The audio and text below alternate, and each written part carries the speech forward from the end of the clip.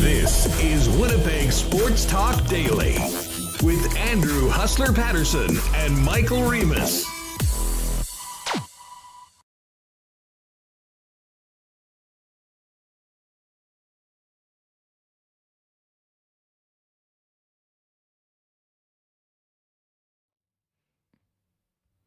All right, happy Friday, everybody. Let's do this. Welcome to Winnipeg Sports Talk Daily. Andrew Paterson with you, along with Michael Remis. Big show coming up, heading into a very big weekend here on the local sports scene, as well as with all the leagues that we follow religiously here on the program. Jets, Blackhawks tonight, Friday, Saturday, a doubleheader. Well, it's not really a doubleheader because they're both happening at the same time, but we got the Bombers and Alouettes playing at IG Field. We've got the Jets and the New York Islanders coming up tomorrow night at Canada Life Center. We're going to hit all of it. We'll hear from Coach Paul Maurice. I know a lot of people in chat are talking about the Nate Schmidt presser that Remo put out on Twitter today. We'll try and have some of that for you a little later on. We'll get ready for the Bombers and Owls first up with Eddie Tait of BlueBombers.com. And then Jay Zawaski from Madhouse Chicago will join us. Going to be an interesting conversation with Jay. I mean, we'll talk about just everything that's happened around this hockey club off the ice, but of course, what is happening and not happening on the ice, and maybe how the aftermath of this is affecting the team, especially Jonathan Toews and Patrick Kane, who are holdovers from that 2010 championship team.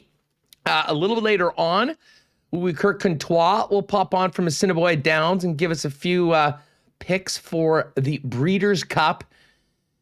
And at the end of the program, you know what it is. It's Friday, and that means a new and improved marble race. I'll dig into the tickle trunk. We'll have a Winnipeg Sports Talk Canadian Club hoodie. We'll have an I Love Rye package. We'll do a DQ cake and maybe even some ice tickets for Sunday and maybe even some Bomber tickets for tomorrow's game. So it's going to be quite a bit of fun. Let's get Michael Remis in here to start the program. And Remo, we have some thanks to give out. Pretty big milestone we hit yesterday for Winnipeg Sports Talk.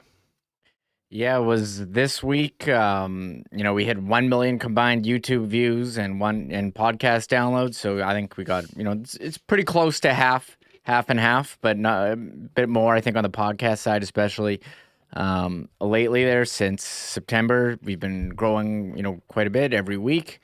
And I didn't think that we'd get here this quickly. We're approaching 8 months. We've been doing this every day, every weekday. But yeah, it's been an exciting journey and still hard to believe this is only the beginning. We hope to be doing this for a while. We're very early, so this is pretty cool. Yeah, we are. This was a big milestone, though, that we were working towards. And I mean, honestly, when we did 100,000 the first time, I couldn't believe it. And then 500,000, I was like, oh my God. And now, obviously, a big moment to get to 1 million and on to the next one. But I think just we wanted to bring that up. And most importantly, not just to blow smoke up our own pants or give ourselves the Barry Horowitz. Well, it may be a little bit of that. You need to do that on the internet. Otherwise, no one will know how great you are if you don't tell them. Okay, so honestly, maybe there is a little bit of that. We are very proud of it, but also because this doesn't happen without some incredible support from two major groups of people. One, you, the listener, the viewer, everyone that's with us, daily on YouTube.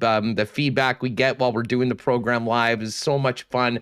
And it really has made it special and kind of developed a community for Winnipeg sports fans to kind of get to. Even if we're talking about the Jets, they could be talking about the Bombers back and forth, but just some great characters. But for the listeners of the podcast as well, I mean, just the fact that you guys take the time to make us a part of your day every day, like you probably did back in another format, has been so rewarding and has been a big reason why we've been able to keep going and growing. And I guess the other side of it is our sponsors. You know what? I mean, we had jobs before with a big company. That was done. And now we decided that we'd go out alone and try and continue this, but it wasn't going to happen if we weren't getting the support from sponsors. And it's been amazing. A special thank you to Trevor Knott of Knott Auto Corp, who was the first conversation I had about what we were doing. It didn't take him more than 30 seconds to say he was in. Gerald and Greg at Royal Sports, Andrew Shevchuk at Boston Pizza, and Nick and Nikki from DQ. I mean, before we'd even done a show, they were in with us. Chris Abbott, of course, at Coolbet.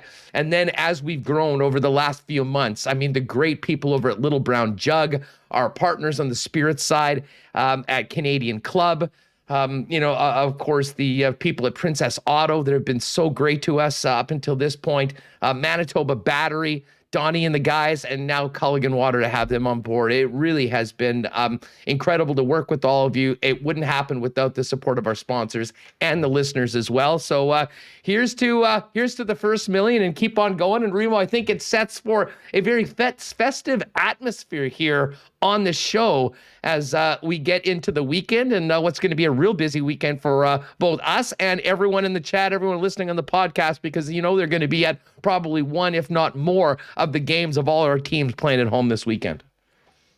Yeah, sorry, I'll just sound off this horn roll here. There we go. Yeah, very busy weekend. My wife's going to be mad when I take over the TV for both weekend nights. That's usually when we catch up on Succession, Friday and Saturday night. Not so fast. Hopefully she's not listening. Sorry about that, but it is going to be, busy weekend. 2 Jets games tomorrow. You're going to need, 2 TVs, or I use the Shaw, Blue Curve app on my tablet, and, I can get a tablet game and a TV, and then you can swap back and forth. So I think it's going to be great. 2 Jets games back to back. We'll talk about the Hellebuck news, maybe some theories on that. But the Bombers, we're going to get a good look at Sergio Castillo. He's in. We're going to see how the Bombers are going to approach the final 3 games here of the season, heading into the West final. They got that locked up. And it was Winston Rose is in, but no Hardrick, no Harris. So we'll get into all that with Ed. But yeah, this is a great weekend and a kind of celebratory weekend. So stick around to the marble race because it's going to work. We got a new video card and it's going to be awesome. And by the way, I'm just looking, thanks for all the comments in the chat. Really do appreciate it. You guys are a big part of this every day. Mark mentions what the great weather for tomorrow. I mean, I'm sure I wasn't the only one when I was looking at the schedule to start going, oh man, that final game, early November, that could be a little chilly. We know it could very well and probably will be that way for December 5th. But man, it's going to be relatively gorgeous tomorrow. I mean, getting into the double digits. So it should be great. And I see Pat Kanuga. I'm in a Princess Auto parking lot right this second. A little parking lot YouTube action for Pat. Hey, listen, wherever you're consuming it, that's great. And pop in, say thanks to the folks at Princess for their support of us here on Winnipeg Sports Talk. So we've got Bombers to get to, and we certainly have Jets to get to. We're going to focus in on the Blackhawks with Jay Zawaski a little later on, Reem. We will hear from Coach Paul Maurice and maybe some of the funny stuff from Nate Schmidt, who met the media with Brendan Dillon a little bit earlier. But of course, when everyone got to the morning skate, the biggest question, Reem, was who's going to be in net tonight and what is the status of Connor Hellebuck? And first, it was Eric Comrie that came out doing a little bit of early work. And then it was Mikhail Burden. And we never did see number 37 pop out. So according to the coach, and again, we'll hear this later and more of the updates from Paul Maurice, no Connor Hellebuck tonight. Good news on it, though. I mean, he has been under the weather. That's not good. Still not feeling that well. Not here today. However, he did get tested negative for COVID. As we mentioned, I believe on yesterday's program with Ken, he did have a pretty serious bout of COVID in August. So it's not back. And I wouldn't be surprised if he's feeling up to it to see him back in the net for Saturday's game against the New York Islanders. But tonight, Eric Comrie gets his second straight start, 2-0 in the season. Another big opportunity for the young Jet netminder to continue his strong start to the season with so much talk about whether he could get the job done with a great opportunity presented to him in training camp. Yeah, here we got our fancy graphic with the lines. Oh, yeah, by the way, great work on the graphic. That is high-end. Social media, yeah, there you go. So, yeah, we're going 11-7, guys. Connor Shafley Wheeler. It just rolls off the tongue. Like, it's like a reflex when you say Connor. It's Connor Dubois, Svechnikov, Stastnikov, Ehlers. Lowry, Scheifele, Wheeler, Toninato, Harkins. So this template has, it's not set up for 11 forwards 70. It's set up for 9 forwards 60. So I had to put Maurice, Schmidt, Dylan Pionk, then Stanley, DeMello, Bull U, and then Comrie and Burden. And look, I don't want to be a conspiracy theorist or anything, but I was just saying, if I was Connor Hellebuyck and I had a newborn and I knew that, I know what it's like the first couple days, and if my work had a policy, if you're not feeling well, to not show up, and you knew, against Chicago, you might want to roll the backup, I wouldn't be opposed to saying, hey, you know what, guys, I got a bit of a sniffle. I'm not gonna show up while you're getting used to, being the first couple days of being a dad, which are pretty terrifying. So apparently he's sick though, so he didn't show up. But I'm just giving an alternate. Just throwing it out there that this could be just one of those. Don't worry, honey. I'll call in sick. I'll be here for one more day, but I have to get back to the office tomorrow. We've got a big game against the New York Islanders. Hey, we're joking, of course, about this. I mean, you'd be able to say I have no experience in this, but you want to talk about something that's life-changing. Having your first child and everything that goes on with it. It's been a wild week for Connor Hellebuyck, for Andrea, his partner, and if he needs an extra day, I think everyone will cut the guy a little bit of slack. Although, Remis, I will say this: I think this conversation might be a little different, at least in the chat, if Eric Comrie was 0-2 as opposed to 2-0 and playing the way he has so far in his 2 starts. Yeah, I think Eric Comrie silenced a lot of people in chat who've been coming in since the summer, saying they're gonna go 0 in however many games he starts, and we were like, hey, let's give this guy a shot here, and we'll wait and see. Sorry, I'm monitoring the chat here. A couple trolls in there, but I'm here. It's Friday. I'm excited. And we're gonna go Royal Rumble style in the chat today. Start getting many eliminations, getting a few suckers over the top rope early. It's possible.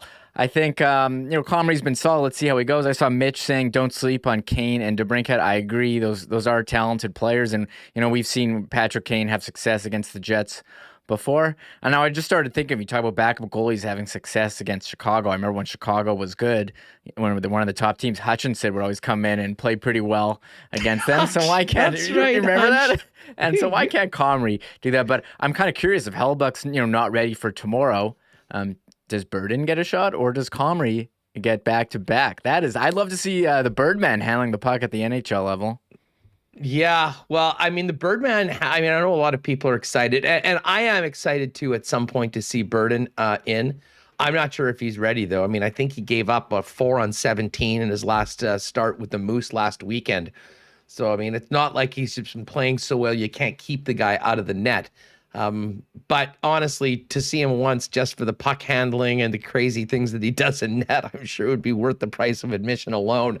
But again, focus tomorrow will be on the New York Islanders. Barry Trotz's team coming in. They blew out the Habs last night. Habs got booed off the ice at Bell Center. I believe it was 5-0 for the Islanders after the first 2 periods.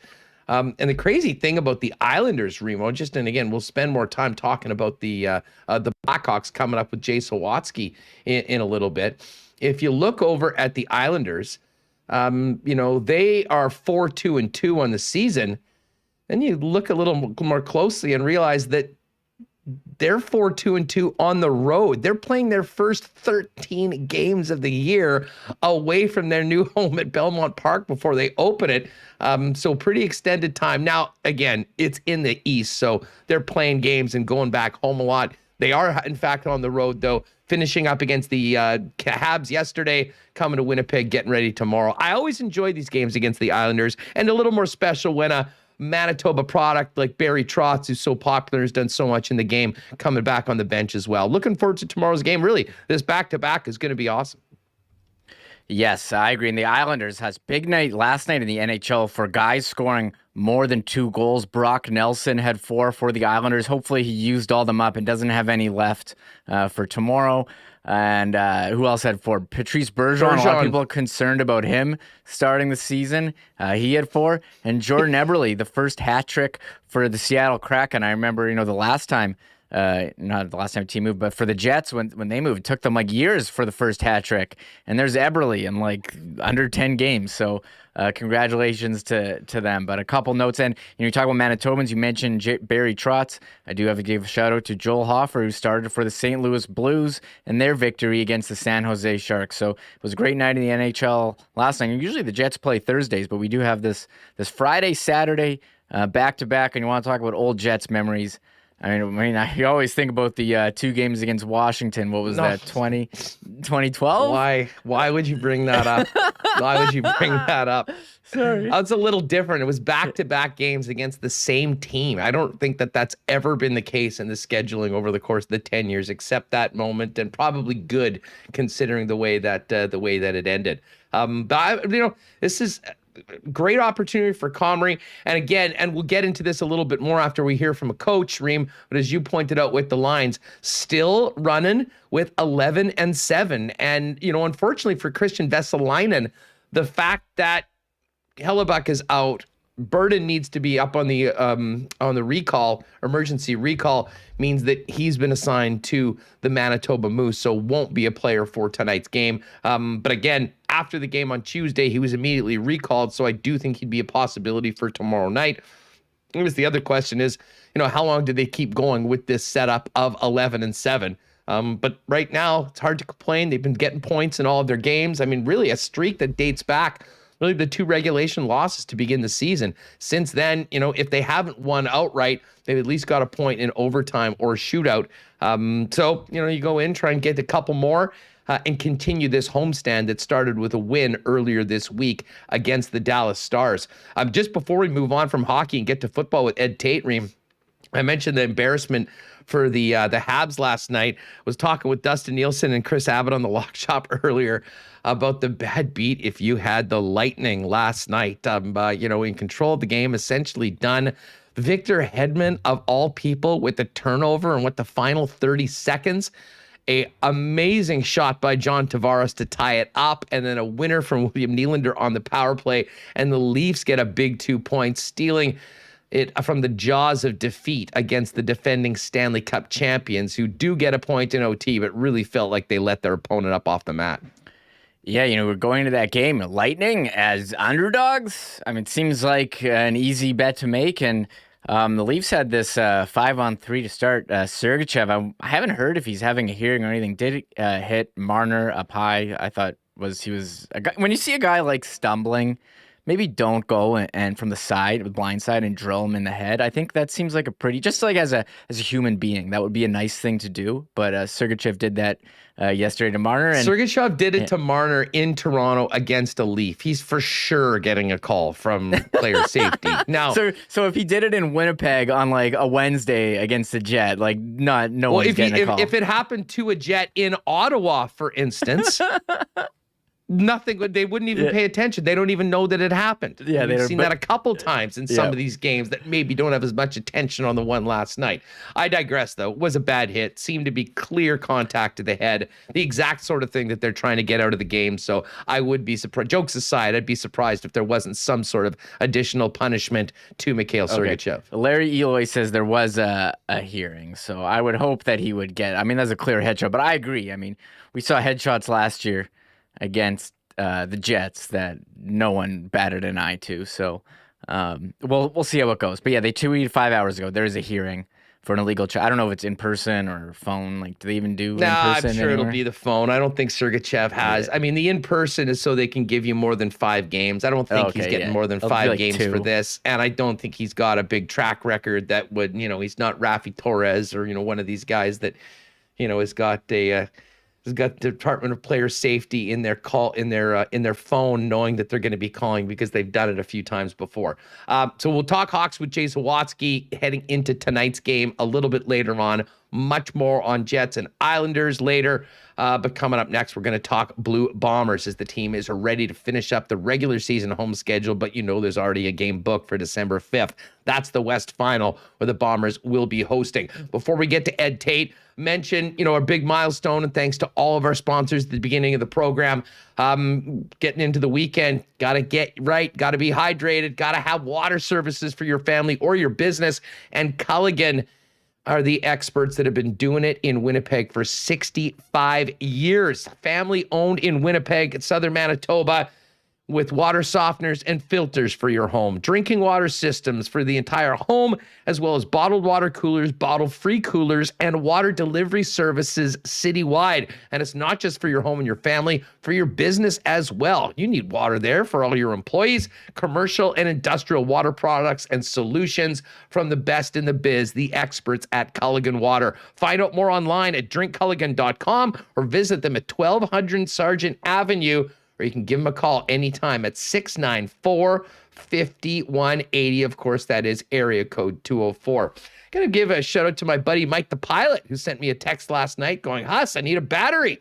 Going to go down and see the guys at Manitoba Battery. Great to know they're supporting Winnipeg Sports Talk going forward. Been down a few times. Great spot. Literally batteries for everything. I know our focus right now is the upcoming winter. A lot of cars will be needing a new one. Don't be the guy that waits till it's minus 35 to realize that you need one.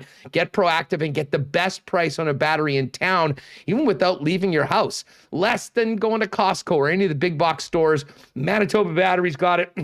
$89.50 with Core Exchange if you pick it up at the store, or you can get it delivered within city limits for $109.50 and a $15 recycling rebate when the core is returned. So pop on down on Logan Avenue, see our boys, the Maestro, the Godfather, Ninja, Young Buck. Great nicknames from the guys. I think the only one that doesn't have one is Donnie, but they're great people with great products. ManitobaBattery.com for all the information on everything they've got for you.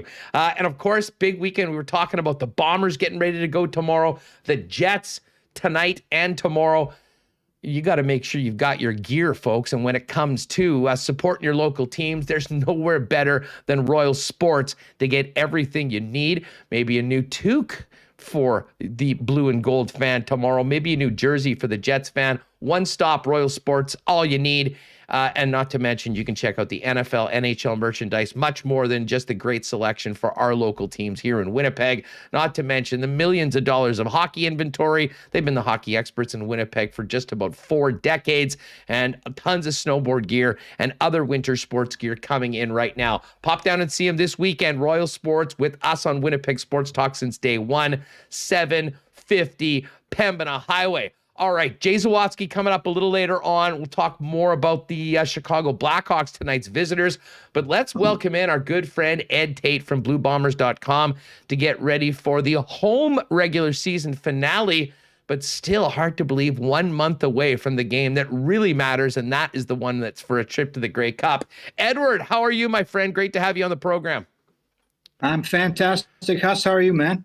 I'm doing well. Got that Friday feeling right now. We're feeling good. Lots of excitement around here for both the football team and the hockey team, and lots to get to. I know I spent a lot of wind and oxygen talking about the fact that these games were at the same time a couple of weeks ago. Won't spend any time that. I will say, though, really impressed that both the Jets and the Bombers were able to pull some strings, work out to really create what's going to be a super Sunday a month from today, with the 3 o'clock Western final moved up from 3:30. Jet game moved back from 6 until 7. It's going to be like the good old days back on Maroons Road, where you'd go to the football game, rip across to McDonald's or Chi-Chi's or whatever, and then hit the hockey game at night for a real doubleheader. Yeah, you're right, Huss. Those are the days. Some of the second game, I did a few of those as a fan too, and I'm not sure that I can remember as much about the second game as I could about the first game, if you know where I'm going with that. But look, if I told you that December 5th seems like forever from now, because all I want to do is go 1-0 this week. Would that be a little cliche, Huss? Jeez, where'd you hear that? Where'd you hear that, Ed? Someone in the office? Is that the I've heard that around here a little bit, yeah. I'm just focused on tomorrow, Huss. December 5th, we'll get to that when it comes. Well, let's talk about it. I mean, you give us the atmosphere around the club, because I know it's a very legitimate question. Once you already, especially in professional football, I mean, you've clinched the home playoff game. I mean, really, everything that happens over the next 3 games is going to be in the rearview mirror once we get to the finish line of 14, because it's all about that game on the 5th of December. And, we had Willie Jefferson on last week. I mean, there's a lot of personal accolades and goals that these individuals are going for, but as a team, they've done what they came out to do.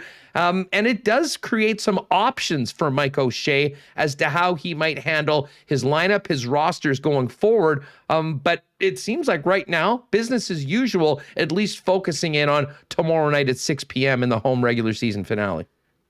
Yeah, that's the sense I get too. These guys have got a good thing going, right? You're rolling along at 10-1, and there's nobody that wants to take a week off, right? Everybody wants to play. I don't think that the guys think about, well, what if I get hurt? I don't think anybody thinks that way. They want to play the games. They want to keep this thing rolling. Now, as to the options that Coach O'Shea has, you're right. But I'm not sure that anything is locked in stone right now. It's just it's going to be a feel. If the Bombers are ahead a lot tomorrow, then maybe you see the bench empty a little bit more. But if it's a tight game, I don't think that you'll see a lot of starters necessarily coming out. But that's a feel thing, right? I think that's going to be entirely up to Mike O'Shea and his coaching staff. I just don't think that this team is going to say we're going to play Zach Collaros for the first 2 quarters of the first series. It's just I don't think that they're going to get anything concrete like that. But it does make this team kind of a fascinating study over the next 3 weeks, right? Because you want to stay sharp, you want to stay honed in, and you want to be, as they always say, peaking at the right time. And that includes the last game of the year against Calgary in Calgary. And so that you set yourself up for the West Final, and there aren't any concerns about rust and all that stuff. I think this team is going to keep its foot jammed down on the gas pedal. Yeah, and I mean, certainly that's what it seems like for today and tomorrow. And as you mentioned, that's the focus right now. But do you get the sense that is essentially the way things are going to be through the month of November, or is it all up for discussion? Listen, one guy, a key player, could get hurt in a freak accident. Right. It could maybe change the equation. But right now, that's your understanding of the way Mike O'Shea, who is the guy calling the shots, is feeling about this final month of the season? Yeah, it's hard to know. I think that we're really in the window of week to week. And so I think what happens tomorrow is their most important focus. I don't know if he's thinking ahead that much further, that Sean McGuire will get a start, or that they're going to rest these guys and bring up these guys from the practice roster. The other thing that's in play here that people shouldn't forget is that there's a salary cap component. You can't just empty your practice roster and put a bunch of your current starters on the injured list or protect them somehow, because that costs you on the salary cap. So I just don't think we're going to see a whole lot of wholesale changes. What we might see in the course of a game is more snaps for a Johnny Augustine, more snaps for Sean McGuire. Maybe Theodric Hansen takes more reps at defensive end, and Willie Jefferson gets a quarter off, those kinds of things. But to try to nail any of that down, Huss, it's almost impossible, because there's just a competitive edge to this team. Not that there isn't in other teams, but I really think that there's a lot of guys in that room that want to finish 13-1. Well, I mean, dude, we had Willie on last week, and I said to him, I'm like, 45-0. It doesn't get much better than that, does it? And he's like, well, we gave up a few first downs that we didn't like. I mean, like, the guys have set the bar very, very high. And you know what? That is a good thing. Well, and let's talk about some of the new faces in the lineup this weekend, because I think one of the more interesting things about tomorrow's game, Ed, with pretty much everything set in stone for what's going to be happening in the playoffs, is how this team will be looking and maybe changing as we get closer. Let's talk about the 2 big additions from a couple weeks ago that'll be in the lineup. Sergio Castillo in the kicking game. We've spent a lot of time talking about special teams this year. And of course, Winston Rose, who was such a big part of 2019. It looks like he's going to be back and getting some significant playing time. Okay, right. So let's talk about Castillo first. I suppose there was an outside chance that Ali Murtada could still have been the kicker this week, because he had a good game before the bye week. But the first day of practice that we saw, at the very beginning of practice, Castillo was out there, and I don't know if he's been kicking in Amarillo, Texas, where he's based. I think he said he was, but he came out and nailed all 5 of his kicks. The 5th kick went off. It was 55 yards out. It went off the crossbar and in. So in my mind, I'm watching that and thinking, okay, this is the CFL All-Star from 2019. He's 91% field goal kicker that year. You got to play him. You don't make a trade for him to have him watching. So that one was a no-brainer. I think. Well, there the was other some, thing, Ed, just on that, the other thing that I was thinking about the same thing. Like, maybe he's not entirely ready to go. They give Ali another game, but let's not forget this is the final home game. So I mean, if you don't play in this game for Castillo, essentially you're only kicking in that stadium in practice until you're doing it for real in the game that really counts on the 5th of December. So I mean, I think that even if they were going back and forth, just the opportunity to get out there, get more familiar with the new home stadium, after a few pit stops around the world before coming back to Winnipeg was important for Castillo and makes a lot of sense from a management perspective. You make a good point, Huss. I think that's bang on, is that, a guy needs to get used to his home building, right? And as you say, December 5th is a big one. And maybe he needed to, more than just to practice in a game. You need to see the markers that you aim at when you're kicking and, get used to whether the wind is swirling or not and those kind of things, and just get used to kicking in the cold again. So that's a good point by you on Castillo. The other one about Rose, I suppose too, just like the Murtada versus Castillo situation, there was some debate about whether he would play right away. But to me, that was answered again right on the first day of practice. He was out there with the starting unit. He was at his old spot on the boundary corners, the short side of the field, as they say, beside Deatrick Nichols, and they moved DeAndre Alford to the other side. So to me, that was answered right away that Rose was going to play. And again, sort of similar to the Castillo situation. He was on the practice roster in Cincinnati, but he needs some game action too. We got to find out whether he still, knows how to read the markers on the CFL field and, get used to the personnel again. From what I understand, it's been a very quick transition, but again, you don't add 2 All-Stars and then rest them. So, this team has gotten better on paper, and those guys need to play, and that's what we're going to see tomorrow. Well, and those guys we assume will be big parts of this team in the Western Final and hopefully in the Grey Cup game as well. Tell us about the other 2 guys that are being activated. Kevin Brown, came over earlier this year. Has been a guy that I'm trying to think of how much playing time he's had before. Certainly hasn't been a mainstay, I would say, Ed. And then the other name that I don't think many fans are familiar at all with is wide receiver Brendan O'Leary-Orange. Fill us in on the other 2 guys coming into the lineup. Kevin Brown is the guy that joined the Bombers after being released by Edmonton this year. He played in Ottawa, a veteran linebacker. From what I understand, really solid on special teams, and that's maybe why he was kept over Jantrell Rockmore, who was released. Kevin Brown can play. There's another guy that might get a lot of defensive snaps in the final 3 games here, is that they want to take a look at him. So I think he was added primarily for depth on special teams, and it'll be interesting to see if he gets defensive snaps. As to O'Leary-Orange, he's a Bomber draft pick, a guy that played in the States.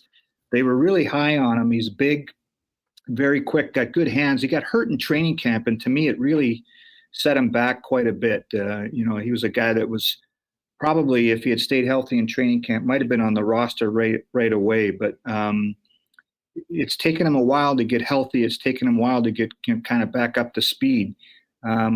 His dad is Doyle Orange, and older fans might remember him from way back in the 70s playing with the Toronto Argonauts. So he's still an intriguing prospect, and this will be his first game. So it's going to be kind of exciting to see.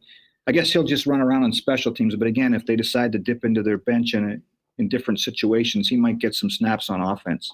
The 2 guys that I think everyone was interested as to how they were feeling this week was Andrew Harris and of course up on the offensive line, Jamarcus Hardrick. Now, Harris, I mean, correct me if I'm wrong, Ed.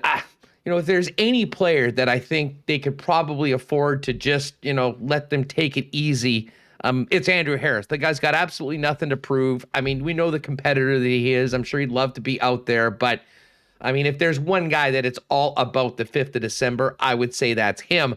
But maybe just give us a little update on both of those players, where they're at right now. And certainly with the loss of Hardrick, what that means to the offensive line with the incredibly important job of keeping Zach Caleros upright and with a clean jersey. Right. So I'll start with Jabarkis. He's been at practice all week. He hasn't taken any reps. And today at walkthrough day, he was as engaged and loud and proud as ever. And so I think he's fairly close. That's the word I get. And when he returns, he'll go back to his right tackle spot, which would move Pat Neufeld back into the guard spot. DeMarcus was having a hell of a year before he got hurt, and he's such an important part of what they do in pass protection and also pounding the ball. So he won't play tomorrow, but I wouldn't be surprised if he's back in the lineup soon. And you're bang on about Andrew Harris. You know, there's a guy that, and I think Willie Jefferson might fall into that mold too. Those guys that are just genetic freaks of nature, right? I mean, you could probably, just on game day, a couple hours before kickoff, walk into Andrew Harris's house and wake him up, say, okay, it's time to go. And I bet you he'd go out there and just be as snarly and competitive as ever. And I think the same thing would apply to Willie. You know, he'd wake him up from a nap and let him go get it. So, but you're right. In terms of what they might do with Andrew, I think they'll wait until he's absolutely 100%. Now, maybe he could dress for a game near the end of the year and play a little bit, but I don't think they have any concerns about whether 33 will be fired up on December 5th. No doubt about it. And I think there's a positive to it as well, because I mean, Brady Oliveira is showing that he has a very bright future ahead of him in the Canadian Football League and with this football club. And, you know, with the West already clinched right now, I mean, to me, let's give the young guy the opportunity to get some experience, to carry it. You never know if you'll need it in the playoffs, depending on what happens with Harris.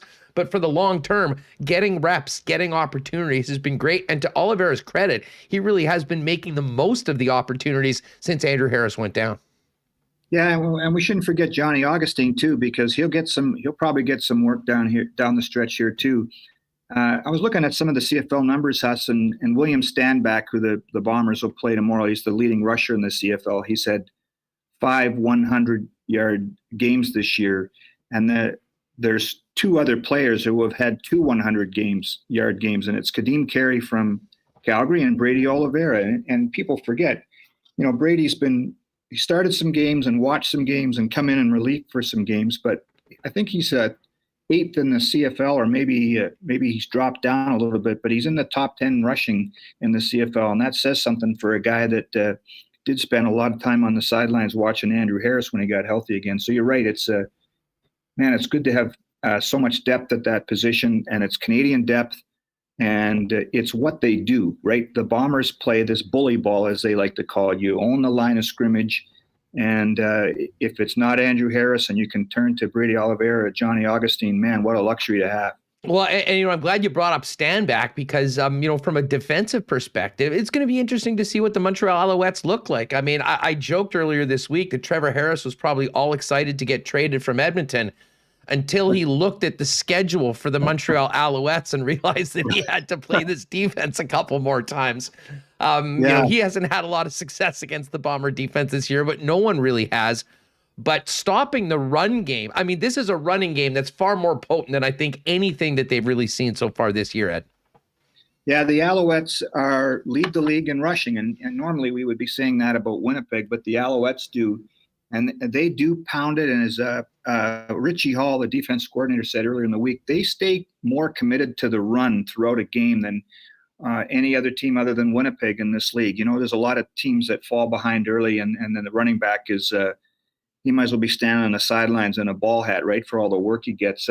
It's going to be interesting because the Bombers, especially early, had shown some vulnerability against the run, and it's changed lately. I was looking up some numbers. I was just working on this before I came on with you to put in our game preview. So I think Stove Richardson's really important for the Bombers in terms of stopping the run. So in the 5 games with Stove in the lineup, the Bombers are giving up an average of 52.8 yards rushing. And in the 6 games without Stove, it's 115.2. So it's twice as much yardage against the run surrendered when Stove wasn't in there. So that's why he's such an important figure in the middle of their defense. And we'll see what they bring against Standback tomorrow, because I don't know if you saw it earlier in the week. Herb Zurkowski, my pal from the Montreal Gazette, had a piece where some of the Alouettes were beaking a little bit about them being a better team than Winnipeg, and their record is flawed because they beat Edmonton 3 times and blah blah blah. So I don't know if the teams are still into the bulletin board material, but I found that one pretty interesting. And that's another thing that might be a little side story to tomorrow, is to see how the Bombers to play to maybe quiet some of those guys from Montreal. Yeah, just remind them to, at the end of the game, they can take a look at the standings again. But you know what? For Montreal, it's a big opportunity. I mean, if you want to, they're right in the middle of a dogfight. Any of those 3 teams, I think, right now could conceivably come out of the East. Potentially, if you're going to come out of the East, you're probably, at least by the numbers right now, going to have to beat this football team in the end. And to have back-to-back games against Winnipeg, I mean, a great measuring stick for Montreal, who looks like they will be a playoff team. But man, if they could get some confidence against Winnipeg, I think that would go far for them when it comes to matchups against Toronto and or Hamilton when it comes to the playoffs in a couple weeks.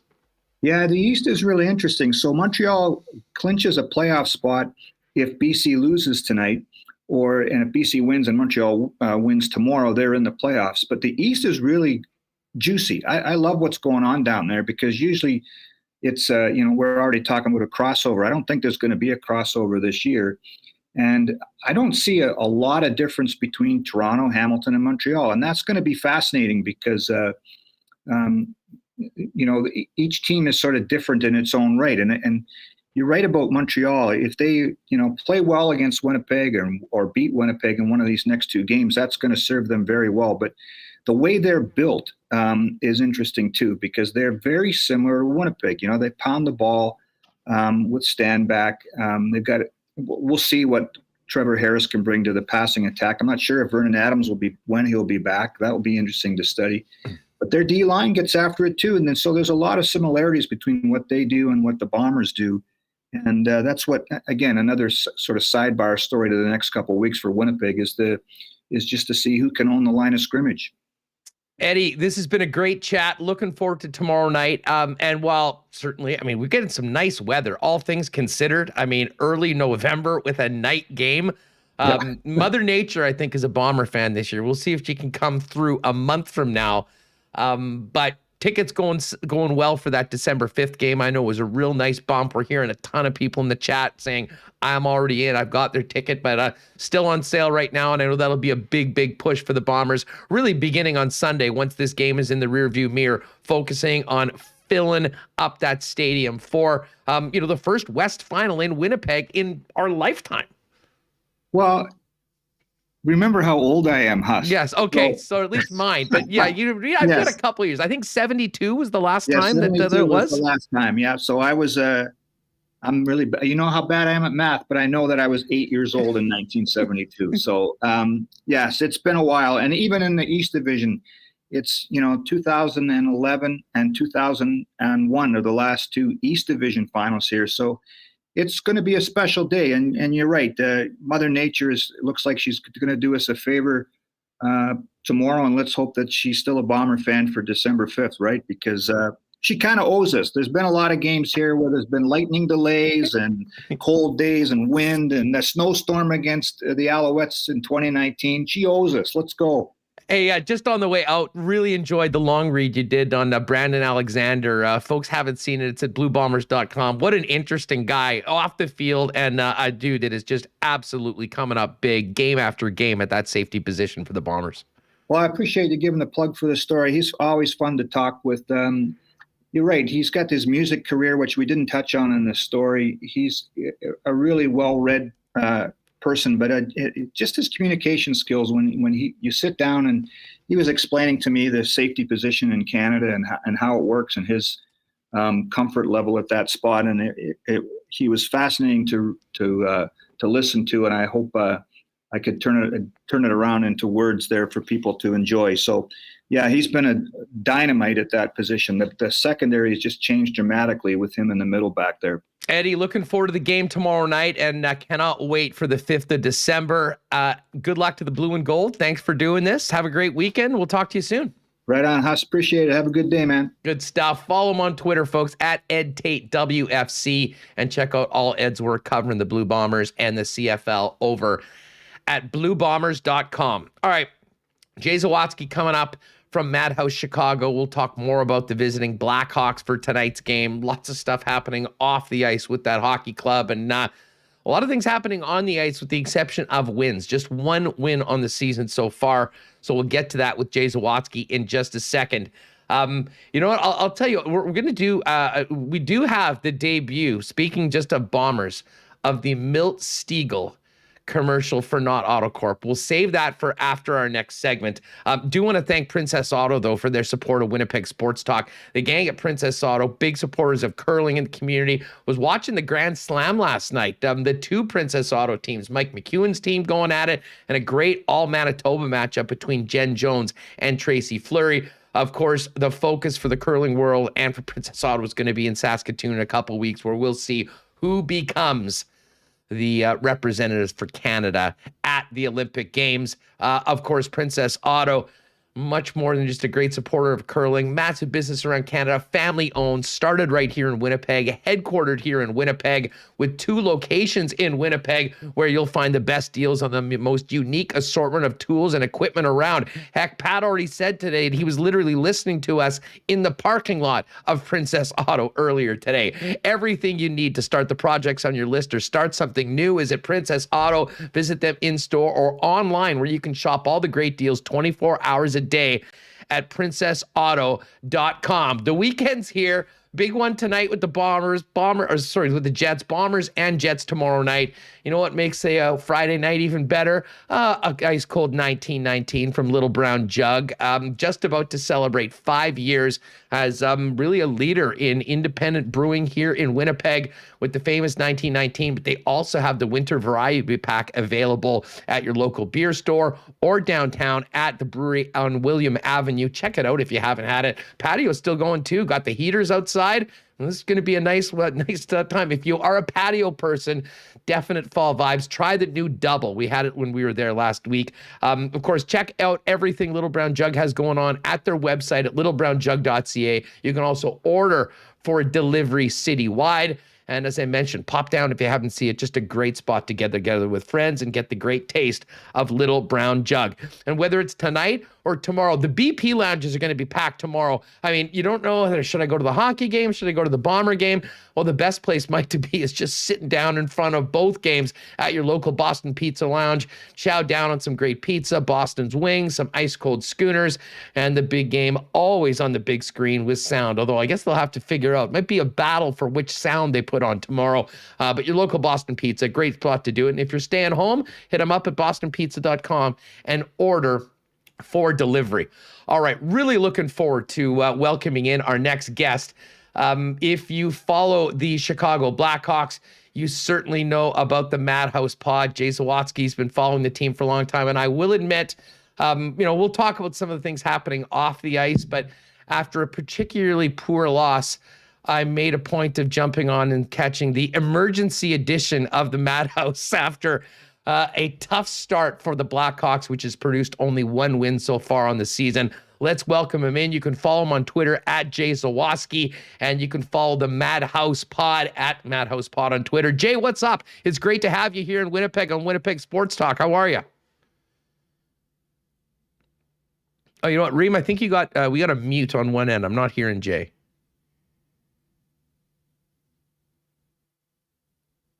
Jay, you want to try that again? Can you? You can obviously hear me. No, I'm not hearing you right now. Reem, was that on our end? Reem? The AirPods aren't catching them. Yeah, see when you do that. We'll just see if we can Give me 1 second. We'll try it the old-fashioned way. Oh, there we go. We're hearing you now. Right, there we go. Perfect. Jay Zawaski from the Madhouse Chicago podcast following the Blackhawks with us. Jay, what's up? It's great to have you here on Winnipeg Sports Talk. I appreciate it. Sorry for the mix-up there. Hey, no problem at all. You know, I mean, I there's so much to talk about when it comes to this team, and not a lot of it is good right now. It was pretty incredible run from 2010 through 2015 with the 3 Stanley Cups. But for someone that's followed and covered this team so closely, I've got to ask you about what the last few weeks have been like. Following this team and the big story, which really has had nothing to do with the miserable start on the ice. Yeah, it's odd that a season that's gotten off to such a horrific start has kind of been the back burner story about the Blackhawks all season. Started slow, then the findings of the investigation came out, and all focus, rightfully so, went away from hockey. People really dug in. People were really invested in what was happening with that story, and that kind of overwhelmed the news cycle. The hockey part is starting to come back a little bit. They were able to get their first win the other night over Ottawa, and then had a 3-1 lead over Carolina that they gave up in the third period. So the hockey focus is starting to come back a little bit, but every day, Rick Westhead and the other reporters like Katie Strang, who have done such a great job covering the Kyle Beach situation, there's something new every day that we all have to stay on, and they just will not let the story go, nor should they. This story should not go away like the Blackhawks would like it to.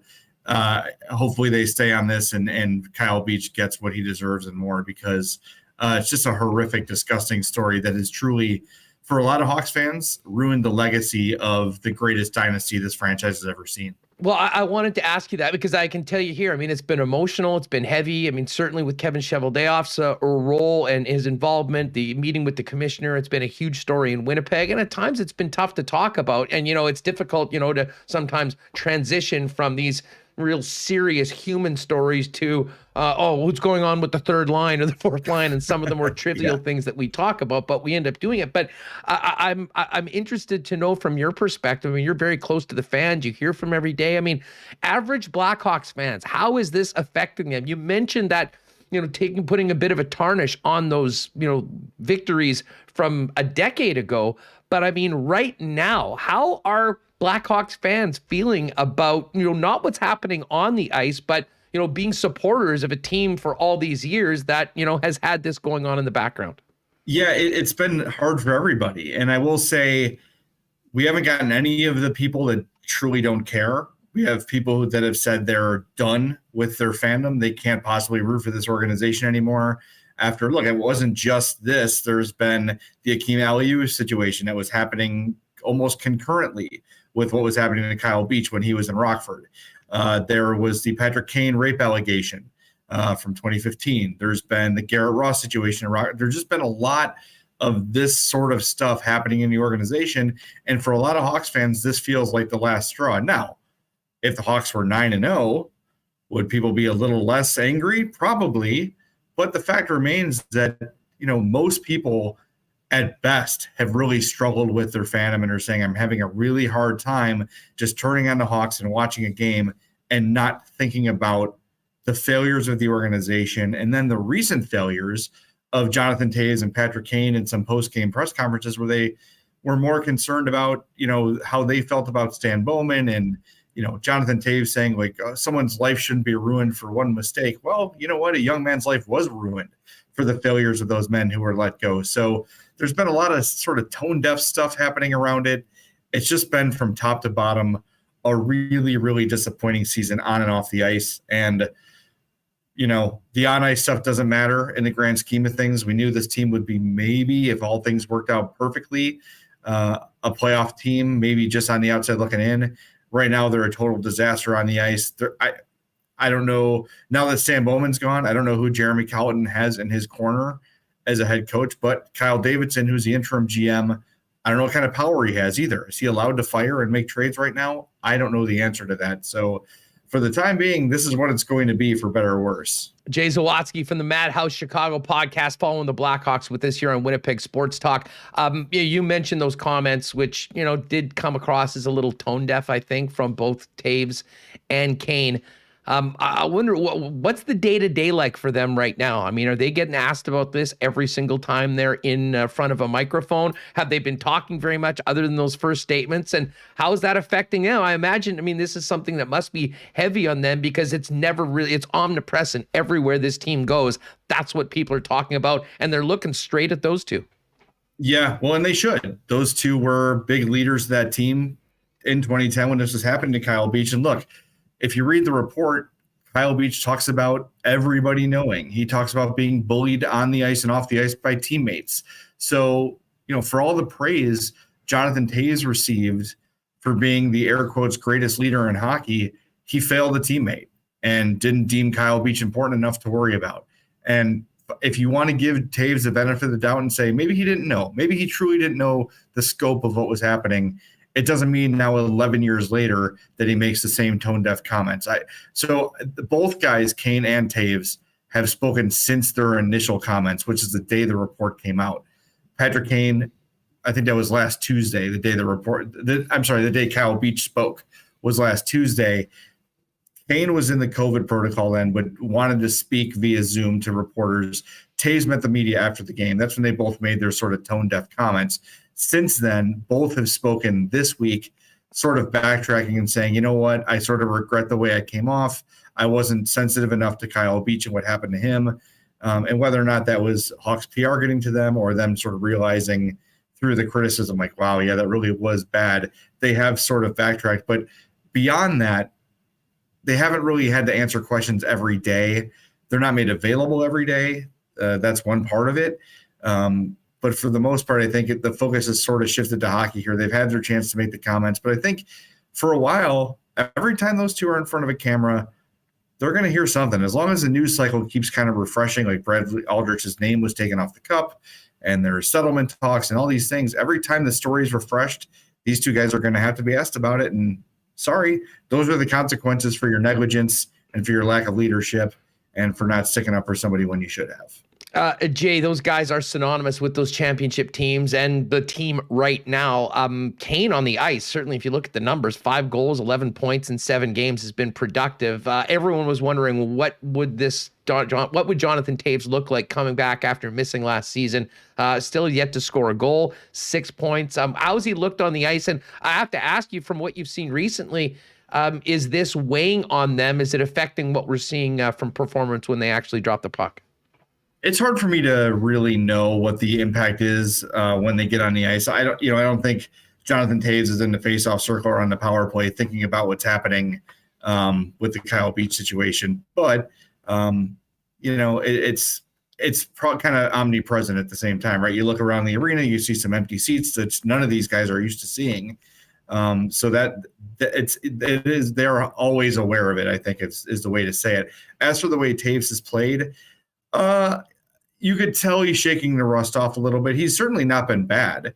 He's looks like the same two-way player. The puck just kind of hasn't gone in for him. He's gotten his opportunities. He's been a little more passive than I would like. He's kind of opting to pass more than shoot, and I think hopefully that will start changing soon. But as the season's gone on, he's looked better and better on the ice. So I think it's just a matter of getting his conditioning back, getting his timing back. Remember, it's been over a year since he'd played. So it was a big adjustment coming back. But in the preseason, he looked really strong against obviously, lesser competition. But I think overall he's been okay. I think we're looking at probably a 40-point guy at this point in his career. He's not going to be the same guy he was before. Even before he got sick, he was not really the same guy he was during the dynasty. But look, he's your number 2 center right now. I think he's fine in that role. And hopefully the puck starts going in for him. Part of the reason, again, we haven't talked much about it because of the Kyle Beach story has taken over everything. But, this horrible start, I think, was more surprising because of all the aggressive moves that Bowman did make over the course of the offseason. You get Marc-Andre Fleury coming in to solidify the goaltending position, and you make a huge trade and a massive financial commitment to Seth Jones to be that number 1 blue liner going forward for the next decade in the Windy City. It hasn't worked out with many wins so far, but what can you tell us about the way the newest key members of the Blackhawks have looked so far at the beginning of their tenure? Both guys got off to a slow start. Seth Jones's first few games were not great. I think he's putting a lot of pressure on himself to live up to that contract and to live up to that trade. And I promise you, Seth Jones heard all of the criticisms from all of the stats people this summer, calling him a second pairing guy, not worth the money, all those sort of things. He's got a lot of pride. He works hard. He wants to be good. And I think early on he was trying to do everything. Since then, he's settled in and has been really solid. Ton of assists. I think he's second on the team in scoring right now behind only Patrick Kane. You're seeing why they were so aggressive in getting him. The speed, the size, the puck movement, the physicality. He kind of is the total package. Now, is he Victor Hedman? Is he Adam Fox? No, not really. But I think he's one of those 1B type defensemen. I think he's been really solid, especially lately. Fleury, his last 3 games have been better. The game against Carolina, he let in a soft goal. That was the difference in the game, which you don't love to see, but this is the first time in Marc-Andre Fleury's career where he hasn't been on a really good team, right? All those Penguins teams, the Vegas teams were all cup contenders or at least solid playoff teams.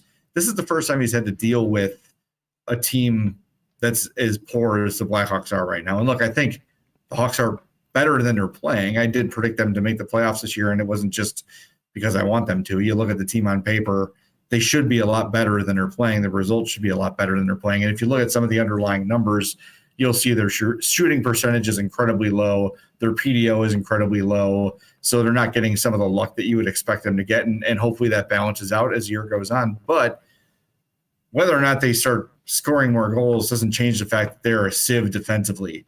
And Marc-Andre Fleury is facing a lot of shots every night. It's something he's not used to, but he has been better in his last few appearances.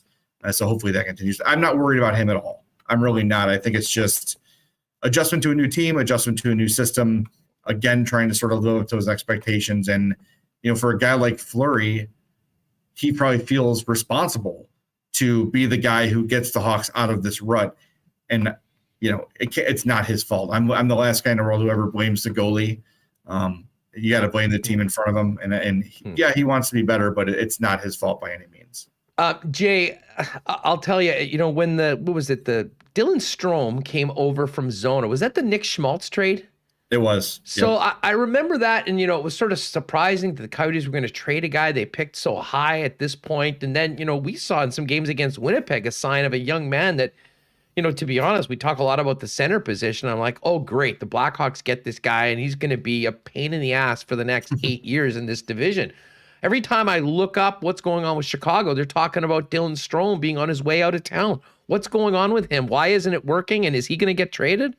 Yeah, Jeremy Colliton can't seem to find a place for him. He spoke yesterday, sort of reiterating the fact that the team has to be committed to defense top to bottom. Everybody's got to be committed to back checking. And that's not Strome's greatest suit. But when they have 13 5-on-5 goals in 11 games? They're just not scoring at even strength. They need guys that can score. And when you look at the lineup, Strome is in the lineup tonight against the Jets. But you look at what they had the other night. They had Jujhar Khaira. They had Ryan Carpenter. They had Mike Hardman. They had Mackenzie Entwistle. They had Reese Johnson. That's 5 guys of your top 12 that are fourth-line plugger type players. And look, every team needs a couple of those guys. Absolutely. When the Hawks were winning Stanley Cups, they had players like that were the fourth-line grindy, go get the puck out of a corner and, go from the defensive zone to the offensive zone and stop the bleeding for a while. But 5 forwards when you've got Dylan Strome on the bench, that is malpractice to me from a head coach. And for whatever reason, Colliton can't seem to figure out how to use Dylan Strome. And I hope for Strome's sake that they do trade him, because it's ridiculous for him to be sitting while these players that are not nearly as good as him are playing. Reese Johnson played 4 minutes the other night against Carolina. What is the point of that? If you're going to play somebody for 4 minutes, why not make it Dylan Strome, who can put the puck in the net, who can play on all 4 lines, who's shown chemistry with Patrick Kane and Alex DeBrincat in the past? Look, his first year from coming over from Arizona, on top of my head, I think he had 51 points in 58 games or something like that. Dylan Strome knows how to put points on the board, and this team does not. I just can't understand. And then yesterday, Colliton goes on this rant about needing team defense and yada, yada, yada. And then today, he does exactly what the media wants him to do and puts Dylan Strome and Adam Gaudette in the lineup. It's just weird. I don't know I know the timing is bad to make a change at head coach with everything going around the Blackhawks, but why not just tear the Band-Aid off and do it all at once? Well, it absolutely has to be done. It's funny you bring that up because, as I mentioned when I was bringing you in, I watched, was it a couple Sundays ago, that game against the Red Wings that they lost 6-3. And I'm on Twitter afterwards, and I saw you post up. I was going to do something tomorrow, but no, we're doing the pod right now. And I went a point and brought it up. And I'll be honest, while I was listening to this, I'm immediately going to Coolbet to see if there's any lines on first coach fired, because it sounded like it was about to happen. Everything else has taken place. The change in the GM, I think, has sort of changed his situation. But I mean, I have to ask you, I mean, does he still, do the players respect him? Does he seem to have, the ear of this team right now? Because I think you can certainly make the argument watching them play at times. It's certainly not 100% buy-in from the guys in those jerseys. I think that's fair. I think saying it's not 100% buy-in is accurate. I think the guys who were here before Jeremy Colliton have had a harder time. I will say Patrick Kane was one of the first guys to embrace him, because Kane is a big numbers guy. Likes to sort of advance metrics, follows all that sort of stuff. So I think Kane was the sort of guy who welcomed a coach with that mindset. Taves, took him a while. Seabrook, not a fan. Keith, not a fan. That was very, very clear from day one that neither of those guys really loved what Jeremy Colliton was bringing. Those are two huge personalities. So they're out the door. You've got a lot of young players on this team still. So I think it's mixed. I think at this point, Taves and Kane likes him. Taves could probably take or leave him, and the younger players are fine. But I think you look up and you're looking at your coach for some answers, and you're not really getting any, and you're seeing the better players not playing. That's got to be frustrating. Well, I'll tell you what. Yeah. I mean, and I remember, when Q got fired and he took over, they were here and relatively early into the Culliton's time on the bench. And there was a timeout or something, and, he was pulling out the board. And I remember being at the game and looking, and I'm like, none of these guys are paying attention to what he's saying right now. And that was early on, and we've seen other times like that. And, like to your point, I mean, Davidson's got a lot on his plate, and we don't really know how much stroke or power that he has or what happens with that spot going forward. But it's pretty clear right now that I think if Stan was still around and this team was still playing the way it was, he'd probably be tithinking about his change. And that's a tough place for a hockey team to be in, with so much uncertainty and nothing seemingly going right when they drop the puck. I'll just say this. It's your fan base is hanging on by a thread right now, right? What you built starting in 07, 08 with the arrival of Taves and Kane, and then beyond that with the Stanley Cups, it's fallen apart. And you're looking at 8,000, 9,000 people in the stands again. And the more losses come, the less people are going to care. They're going to get rid of the tickets they bought. Look, I thought they should have fired Jeremy Colliton long ago. I think I wrote for him to be fired in November of 2019, just based on what I'd known and what I'd seen. And Stan Bowman was his last supporter. I think if they were to fire Jeremy Colliton today, no Hawks fan would bat an eye. No one would think twice about it. No one would argue about it. The question is, what do they do, right? They just extended him in January. They gave him a 2-year extension. You've got Mark Crawford right there on the bench. Why don't you see what he can do in the interim role? That's a guy with NHL skins on the wall. He is at least a replacement level NHL head coach, probably, right? Which is more than we can say for Jeremy Colliton. And I think he's got the respect of the room. I think when you look at Colliton coming in, and in fairness to him, he came in a really bad situation. He's 30, I think he was 36 years old at the time. A guy who is a peer of Keith and Seabrook and Taves and Kane, coming in to teach these guys who have won 3 Stanley Cups, Selke trophies, Norris trophies, MVPs, all these sort of things. What is Jeremy Colliton going to teach Jonathan Taves and Patrick Kane about hockey? It's hard for those guys, and I think it's sort of a fair perspective of theirs to say, wait a minute, this guy's a minor league hockey player who's coached for a couple years in the AHL. Now he's going to come and teach us, these 3-time Stanley Cup champions, how to play.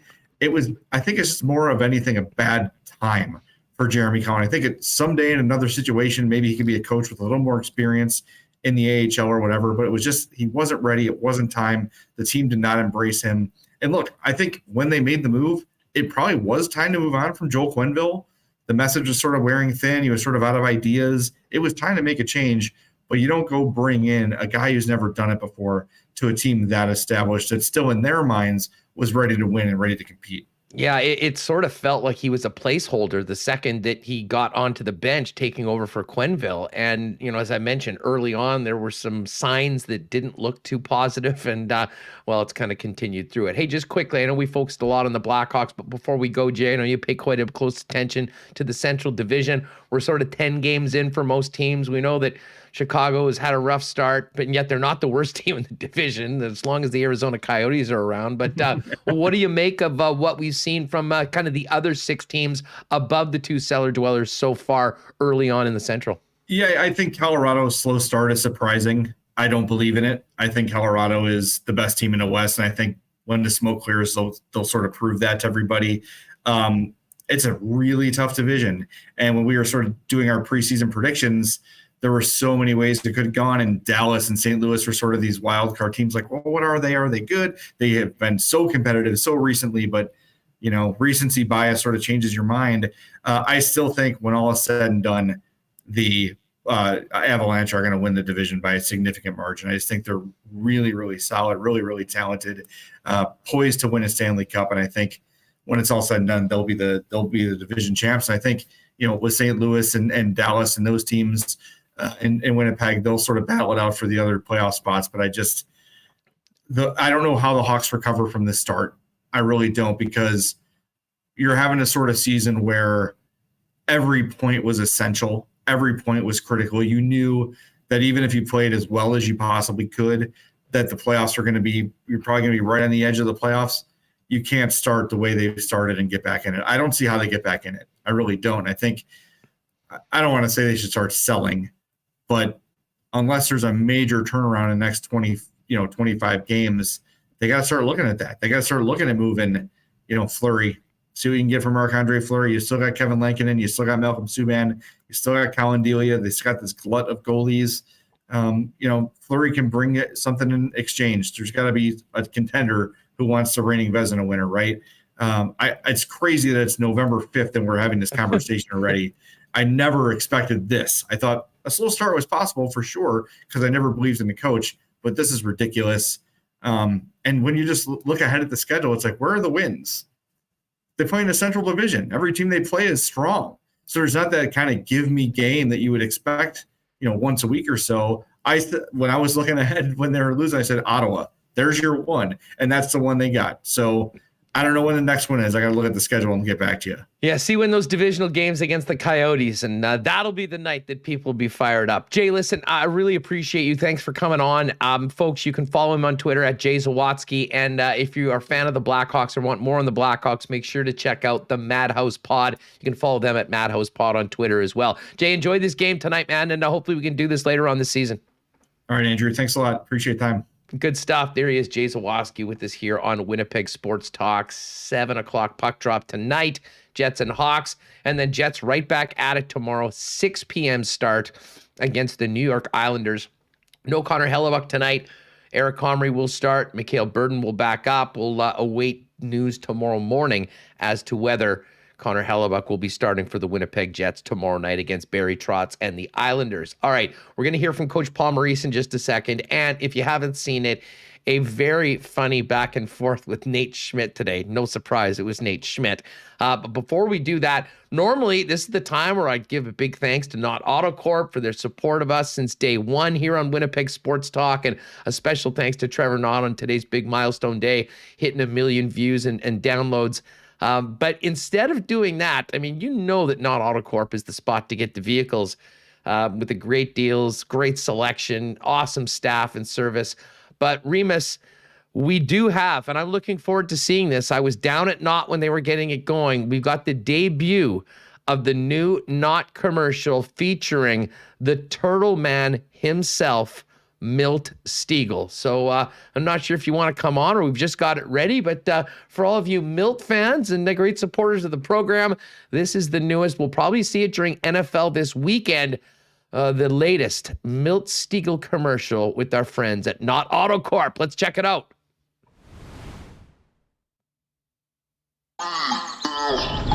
Why not? Just watch. Why not? Keep scrolling, I slide. Why not? As a broadcaster and Hall of Fame football player, I'm constantly in the lab of life. For 15 years, my friends at Not Auto Corp have been pioneers as well. Introducing Winnipeg Car Lab, custom car wraps, graphics, and auto services. Winnipeg, why not get in the lab? With the drone ream, what did you think about that? And by the way, if you're wondering where that's what, that actually is the inside of Not Autocorp in the showroom. Yeah, Trevor somehow put a hot tub in there. They've got a basketball hoop. They've got air hockey. It's a fun spot just to pop by and do it. But being down there for a ream, I really was interested in the drone. I want to become a drone operator. That'll be my next goal after doing Winnipeg Sports Talk, hopefully for a number of years. We do need to hear. I'll play the ad, Huss, without sound, so we can kind of go through it. I mean, you showed me this place. It looks pretty cool. All the cars. I mean, they're driving a. What is that? A golf cart. There's a lot to take in here. So yeah, this is pretty cool. And that Winnipeg sign, by the way, you probably are thinking, oh man, that looks familiar. That is the old sign from the Winnipeg Convention Center, like outside downtown. They brought it, repurposed it, put some color on it, and hung it up in there. There's also an amazing. You see that underneath the print lab. Some of the greatest Winnipeg sports pictures ever. So pop down to Not, and if you're popping there looking for a vehicle, say, hey, Huss and Remis told me I need to check out the back, and they'll take you through. Just an amazing spot. Waverly and McGillivray. Go check our friends over at Not Auto Corp. Folks, you're going to want to stick around. Our friends at Canadian Club have some great prizes for our million view celebration today. We'll have a big marble race. We got the new video card. Cannot wait for that. Of course, we'll also have some Canadian Club to give away and some other prizes. Make sure you stick around to the end of the YouTube show if you're watching with us live. And tomorrow at the game, of course, Canadian Club's the official whiskey of the Blue Bombers. You can get it, Northern Keep, vodka. You've got the Brugal rum, the Jim Beam. It's all there for you throughout the building at the game tomorrow night. And of course, you can always pick up the great taste of Canadian Club at your local Manitoba liquor marts. And got to give a shout out to our pal Nick.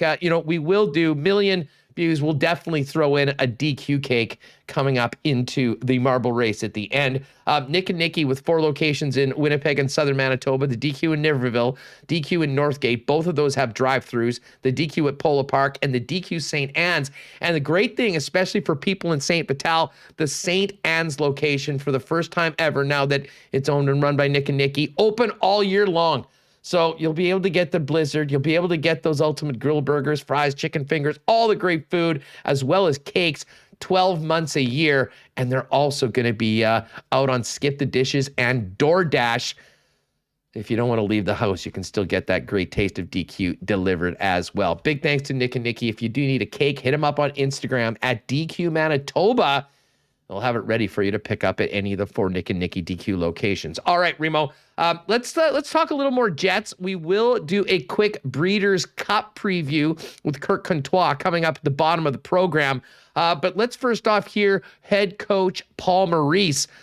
He, of course, addressed Connor Hellebuck's status for tonight and this weekend and much more after today's morning skate heading into tonight's 7 o'clock puck drop against the Chicago Blackhawks. Here's Jets coach Paul Maurice.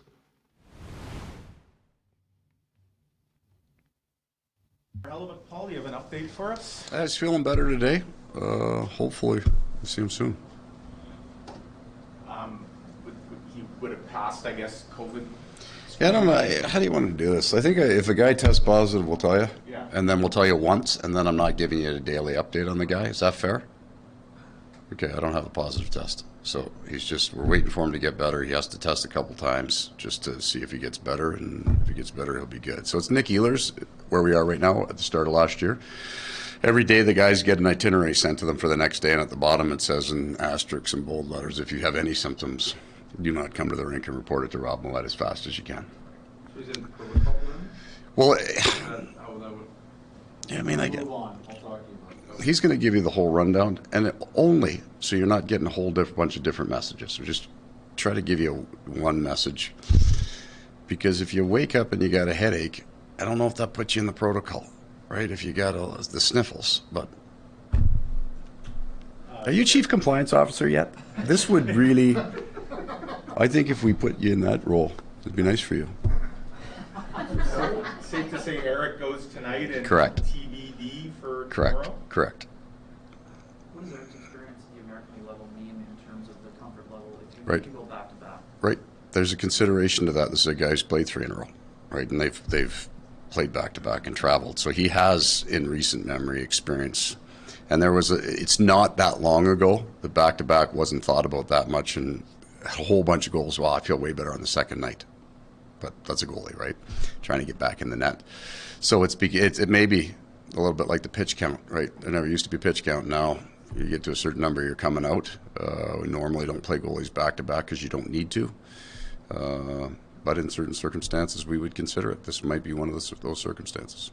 Outside of simply stopping pucks, what is Eric done to instill some of the confidence both in the coaching staff and his teammates in this early stretch? Well, aside from his personality, and having been around him, you know what I'm talking about. It's been his training camp from day one has looked like his games. That's the big thing. He has been stopping pucks and solid and strong and highly consistent in his practices. So that what we're seeing in the games doesn't look anything different than the off days. So he's now had months of being in front, a month and a half of being in front of a hockey team and playing exactly the way he's playing in the games. Does he handle it at all? Have you noticed him? On the outside, there have been some criticisms coming out of preseason, or just question marks, I suppose, even. Have you noticed him handling that, or does it not faze him? Anything like that? I don't think for the most part players are as attuned to what is said about them or thought about them as you might think, right? And for Eric, what we know about him from day one is this freakish consistency of personality that after the second week you meet him, you think, well, that can't be him. Nobody's that nice, right? Nobody works that hard every day. And then a couple of years after, you go, well, that's just Eric Comrie. So I don't think it phases that guy one bit because it doesn't change his day. There's no manifestation of change that you say, okay, he's a different guy now. Or now he's really trying, or now he's buckling down, or now he's pissed off. No, he's just, his strength, his gift is his ability to mentally train and mentally perform the same way every day. Well, as much as Chicago only has the 1 win so far, but the way they played against Ottawa, they had a great Carolina team down by 2. Do you see in your advanced scouting that they're starting? Yeah, so we would look at these guys, a different style of game, but the same way we viewed Los Angeles because they were 1-4. I mean, 1 maybe when we went in there. They had played St. Louis twice. Minnesota, Nashville, they Dallas. So they had run a good stretch of teams and competed in all those games. So when you're watching the game, you're going, yeah, they're way better. So this is a really dangerous offensive team just on the skill level they have alone. And they're getting those chances in games. They're generating offense. They just haven't had. I thought Dallas could have won that game against Ottawa by 5 or 6. Like they generated an awful lot. So if you're not on it and you're casual about your defense against this team, they're going to beat you, and then they're going to run a string of games again. So we come out of LA, and I believe they've won their next 3 games. The quality of their game is there right now. And I don't know how many trade secrets you want to give out here, but what is it that they are doing so well in their penalty kill that has made them difficult to score against? I think the part of their D-zone coverage is built a little bit like their penalty kill. They get the pucks quick, and they got a skill of if they touch it, it's going down. Right? They don't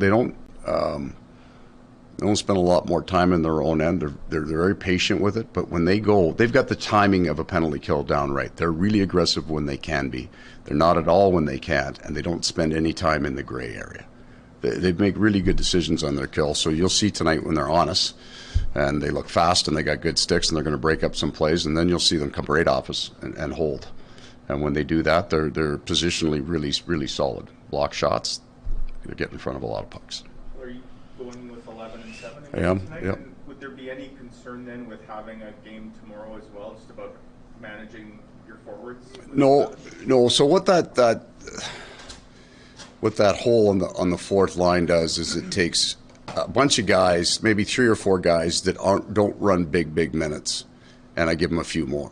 So Andrew Kopp ran into 25 this year. But that was more because the other two guys were out of the lineup, and I was using them in a bunch of situations that I don't have to use them now. So we'll have more guys that'll go from 15 into the 17 and 18 more so than in last games. We had Kyle Connor, almost at 23 minutes, but that's an overtime game, so it won't affect it. Where we'll have to make a decision is tomorrow. We'll take a look at the minutes played, the load, how we're measuring that on these forwards, and see if, and then it only makes sense then if you're going to play that fourth line and take a few minutes from that top group. And just to cover off the base, it's the same 11 guys as the other? Correct. Just back to Eric for a second, Paul, is the consistency, whether it be through the practice and games that you were referencing back to Chernebeats, is that one of the biggest differences or biggest growth that you've seen in his game from last season? Yeah, I guess there's all little things. I think sometimes for a young goaltender, it's just shots against NHL shooters, right? So every time you bring a young guy up, he gets ripped up top, especially, right? They're not used to these guys getting the puck off the stick as quick as they can, and you see it in training camp, right? And you see it like in almost the meaningless warm-up drills. Like after you've warmed the goalie up, maybe in the first one, these guys start to shoot to score, and they just tear these guys apart because they're coming right down the pipe still, or it's a 2-on-1, it's a warm-up, but you notice how he doesn't. Right, like he'll get out a little further out, a little more square. He gets across the ice a little bit faster, and the young guys can't do that. Right, they're not used to it, so they get into it, and now he's into a rhythm where he's got that figured out. So he's more used to NHL shooters.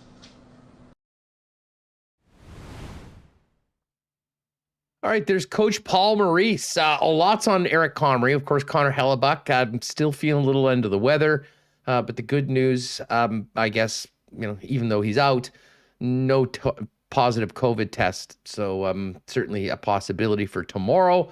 But if he can't go, it will be interesting to see how Coach runs the goaltenders, whether Comrie goes back-to-back or potentially Mikhail Burden gets his first taste of NHL action. That'll be something we'll follow throughout tonight and into tomorrow. I know the IC guys will have a lot on that tomorrow morning. There was one other hilarious bit from today's media availabilities before the game. And no one will be surprised to learn that it is from one of the newest members of the Winnipeg Jets, Nate Schmidt. Nate Schmidt somehow got talking about his love of the Price is Right today. Check this out. Yeah, just tee this one up. I guess he was asked about Comrie, and apparently they have the same interests. And then Scott Billick decided to follow up on that at the end. So I did clip them together. So here, I'll bring it up one sec.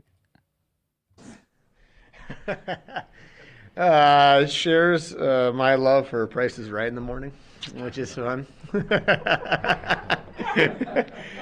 He did win the Showcase Showdown bet today, so congrats to him. Expand on the Price is Right thing. Do you guys watch it in the morning, or is it... We, as in now, we do. Now you do. Okay. I love it. I love watching it in the morning. I think it's great. Now, like Nick Ehlers this morning was like, "What is this?" And then by the end of it, he was like, $32,464. And $1, Bob. So $1, Bob, or $1, Drew. The Price is Right. I thought they were going to get into a big breakdown of favorite Price is Right games. You can throw those in the chat right now. I was always a Plinko guy. Yeah, of course. I always thought Plinko was the best. And by the way, I know we were plugging Not AutoCorp and everything. I believe they've got a Plinko machine over there too. Like there's a whole bunch of stuff at Not, but Plinko probably the all-time greatest. And yeah, the you know me betting. I'm a big over/under guy. We'll get to Coolbet Lines in a bit. But certainly when it comes to that Showcase Showdown, always a lot of intense discussion if you're watching The Price is Right with a bunch of buddies. Yeah, I like the one, the hole punch, where they like punch through and take a thing out and make the car. The golf one, where they're going to make a hole in 1 or 2. And of course, the yodeling mountaineer. And I, used to love staying home from school watching Price is Right. The yodeling mountaineer, yes. Yeah, remember when he's singing? Yeah, I haven't watched it in a long time. Because I'm, working, but I think I would put it on sometimes. But it's funny, like Ehlers, maybe growing up in Denmark, I don't know if they have the prices right there, and I could see why you'd be like, what the hell is this game? But it does suck you in. It has that power where you want to guess the prices of those household items. Nate Schmidt is just so electric, man. That is a fun guy to listen to, a great addition to the organization, and certainly getting it done on the ice as well. All right, we've got a few things to get to. I see Dave Shore, what's going on? Everybody is fired up about the marble race, and we're going to step it up today. I just went into the tickle trunk. We've got some great stuff from Canadian Club.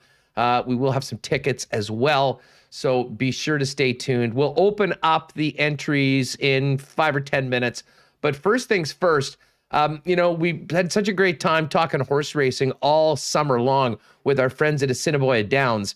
But there's a huge event in the world of horse racing, one of the biggest on the planet every year, and that is the Breeders' Cup. And who better to maybe give us some insight as to who we might want to plunk a toonie or two down than our pal Kirt Contois from Assiniboia Downs. Kirt, what's going on? How are you? Hey, I'm doing great, Hustler. How are you doing?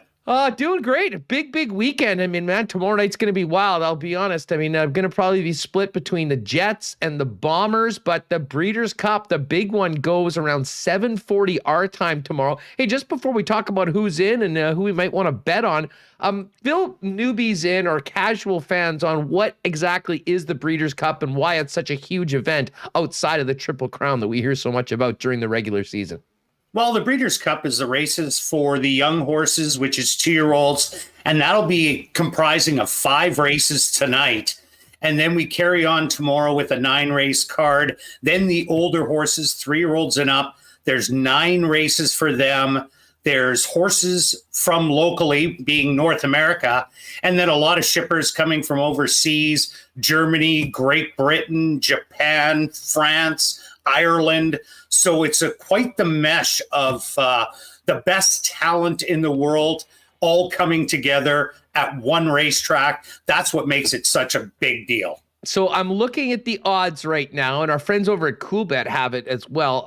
But, as far as the post position and odds, Nick's Go has opened up as the early favorite for the Longline Classic at 5-2. And then you've got Hot Rod Charlie, who won the Pennsylvania Derby, Essential Quality, which won the Belmont, part of the Triple Crown, and of course Medina Spirit, which is a Bob Baffert horse. And there's been a lot of controversy about that horse and Bob Baffert coming out of the Derby. Why don't you start off with the Baffert situation, because he's one person I think anyone that even casually watches the Triple Crown races will know all about. Well, the Baffert situation has to do with medication. Unfortunately, I'm not the person to talk about that with. You kind of got to go to a veterinarian and the rules and regulations of racing where the offense took place, because every racetrack is different. And even going from the US to Canada is different. For example, one of the medications that is used is Lasix. If you notice in all the Breeders' Cups races, there is no Lasix on any horses. It's pretty well been outlawed in Europe, but it's still used in North America and Canada. It is an anti-bleeding medication. So that is just one of the hundreds of medications that the horses use. But the thing going on with Bob Baffert in the Derby on Medina Spirit, that is something that could be drawn out for years to come.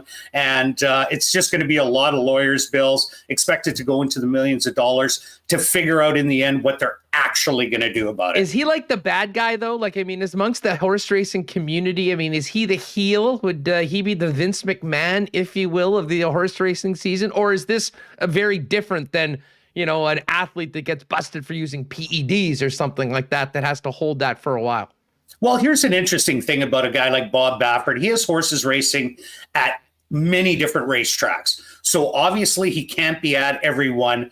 So he has his lead assistant at each one. He knows what medications can be used, can't be used, and the levels of those medications. Sometimes it slips through the cracks and things do happen along the way. But essentially in the end, the trainer has to take the rap for it. And that's what Bob Baffert is doing right now. All right, well, let's get to the horses that are in it. You're handicapping. I mean, you know a lot about these horses. I mean, when someone leans on you, Kirt, who you got? Who you got in the big race? Who do you think's going to win? And I know you and Stretch have done such a great job all year on ASD Live, picking some triactors. I'm sure if there is one race that you guys have put a lot of thought into, it's the big one tomorrow. Oh, there's no doubt about it. And this is an interesting one always every year, because the Derby races, the Preakness and the Belmont are just for 3-year-olds. Now you get to this race and it's for 3-year-olds and up. So the 3-year-olds are finally tackling those older horses that are more established than they are. And you kind of see really what they're made of and what they're going to carry on to. So in saying that, Medina Spirit is taking money. You said Knicks Go is the favorite right now. And that is the older horses that won the Breeders' Cup Mile last year. Easily went wire to wire. That was going 1 1/8, but this year has to go an extra 1/8 of a mile. So now going 1 1/4 miles, and there is more speed in the race than there is last year. So I think Knicks Go definitely does have a shot to go wire to wire like he always does. But I think he's going to get pressure, and that makes him vulnerable. So I like a little bit of a different horse. Well, don't make us wait any longer, Kirt. I'm looking at the odds. I'm ready to click. Who do we got? Okay, Hustler, I did badmouth a horse in the Derby, and that was Essential Quality. I said this horse will get beat. Mattress Mac bet all his money on it. Everybody said the undefeated horse will stay undefeated. I said it wouldn't hit the top 3, and it did run 4th. I didn't pick Medina Spirit, but I got at least the favorite out of there. But the difference is the horse had a bit of layoff after that and has been coming back with great form. And I like the way it runs with Hot Rod Charlie, Medina Spirit, and Knicks Go. All 3 of them possess that early speed. So I think there is going to be a good pace in here. And because it is 1 1/4 miles, when they start getting tired, I think Essential Quality is going to sit 4th in the race and make the big charge at the end and overtake them. All right, so we like Essential Quality. One of my favorite things to do is the triactor wheel, trying to pick the 3 top horses, and we'll box it. So we've got Essential Quality in our top 3. Who are the other 2 horses I should put in if I'm just looking to get a top 3 anyway? Well, you got to put Knicks Go in there, because even if this horse does get beat, it is one of the top horses in the world right now. And he'll always run as much and as hard as he can. So I think he's going to stick around for a piece. And the other horse I like, Hot Rod Charlie. He's really coming into himself. Now it's later in the season.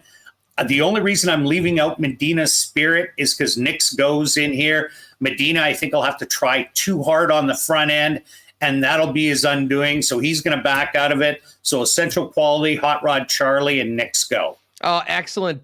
Kirt Contois from Assiniboia Downs getting us ready for the Breeders' Cup tomorrow. Of course, we had such a great time all year doing our bets over at hpibet.com, and I think there's a little left in the account, so we'll be going over later on today. You and Stretch have anything going on this weekend for the Breeders? You're going to be jumping back on the YouTube with all your people waiting for your picks if they didn't see you on Winnipeg Sports Talk? Well, we won't, but we do have our guy, Mitch, in the camera room, and he'll be on the Twitter feed and everything. Anything we have to offer, we'll go through him. And, of course, we'll be in touch through all the Breeders' races, giving each other the gears, the jabs, and hopefully a lot of toast to go around. But one thing I do want to point out for the players that don't usually play the races but want to jump onto HPI, because if you sign up for an account, deposit $100 in there, you spend the whole 100, you blow it all, you wait 30 days, they'll put $100 back in your account. What kind of a deal is that? A free 100 to bet, and crazy bets that you can make in the Breeders. You can make thousands of dollars. So why not take a shot? It's easy to sign up, takes less than 5 minutes, and you'll get that 100 back. Oh, that is great stuff, Kirt. Listen, good luck. Good luck to you and good luck to me with your picks. Thank you very much for coming on. Say what's up to Sherry, Darren, the gang over at the Downs, and we can't wait to chop it up with you again once we get back for live racing in the new year. Sounds great, Hustler. Take care and good luck. There it is. You can follow Assiniboia Downs on Twitter at Assiniboia Downs. And of course, you can pop by tomorrow. You can always bet on races from around the world at Assiniboia Downs. Check out that dining room as well. Just great, great food. And the ASD Live YouTube is the place to be for Kirk, Stretch, and the gang with all of their thoughts once we get into live racing season. All right. We are coming up to the marbles. Let's get Remis back in here. I do want to get to some Coolbet lines before we do that. But Remo, I think first things first, I think what we need to do is get the room open. What are we going to do? Is it marbles again? Is that going to be the command for today's race? Yeah, whoa. Don't say it too loud because then people are going to start getting it, start typing in before it's ready. So don't get Olegged, everyone. We remember what happened to Oleg a couple weeks ago. Yeah. Remis, the power-hungry commissioner of the marble race will drop you out very, very early. So yeah, hold tight. Radio is dead. Remis is just preparing everything for it. Sorry, I do want to clarify that comment. I was referring to the old station that we were on. That is definitely very dead, and we are here now. I just want to make a clarification. Obviously, radio very much alive. But I don't know. Debatable. It exists. I liked your comment. I definitely liked your comment. So yeah, well, Oleg hasn't been seen in weeks since he got. I don't know whether he got banned. Yeah, I booted him. It's a permanent ban. All bans are permanent. I banned him. He's done. You don't come here and flood the chat. Yeah, normally just being racist or something like that will guaranteed to get you banned right off the bat. But I'm surprised. That is the heavy hand of the law, which took care of of Oleg. All right, so while we get this ready to go, look for the look in the chat. You'll see the bot or whatever tell you what to do. First prize, another one of these beautiful Winnipeg Sports Talk hoodies. I should talk into the microphone and not change that. Of course, brought to you with our friends over at Canadian Club, your official whiskey. Let me see if I can get this, of the Winnipeg Blue Bombers. So we've got that for first prize. Second prize, we'll do an I Love Rye package, which will include a bottle of CC. And because we're in a generous mood today, we're all excited about hitting 1 million. We've also got a t-shirt for our winner, basically the exact same thing. CC. There's a good one. There's a good view for you. Canadian Club, Winnipeg Blue Bombers, official whiskey. There you go. And then third prize, we will put in a DQ cake from Nick and Nikki. So we'll have 3 prizes. Now, I was going to do the tickets, but I'm not going to put the tickets in here. What you need to do for the tickets, I got a pair for the Bomber game tomorrow night, and we've got 4 tickets to the Ice game on Sunday. So for the Ice, I want you to take some kids. If someone there's that's got a family that would love to come out and see the number 1 team in the Canadian Hockey League on Sunday, what you're going to want to do is hit me up on Twitter or Instagram at Hustlerama. You can do it in an open tweet. You can send me a DM. Just let me know who you want to take to the game. I'll pick a winner from that. And if you're able and wanting to go to the Bomber game tomorrow with this great night as well, I've got a pair. So do that as well. Just want to make sure we get them to people that can use them. I'll announce the winners on the Winnipeg Sports Talk Twitter account. But for Bomber tickets and Ice tickets, send me a message at Hustlerama on either Twitter or Instagram. I'll pick the winners later on today, and we will simply send you them via email as well. So, and by the way, if you want, include your email when you send in your request to win the tickets, and that way it'll be nice and easy for me to send them to you when you win. So 4 tickets. Would love to send those to a family or someone that can bring some kids to check out the Ice. That's for Sunday. And a pair of tickets for the Bombers tomorrow. We'll do that at Hustlerama, Twitter, Instagram. You know what to do. All right, Remo, how are we doing with marbles? Are we open? Yes, it's open. We're getting entries. That's not the right one.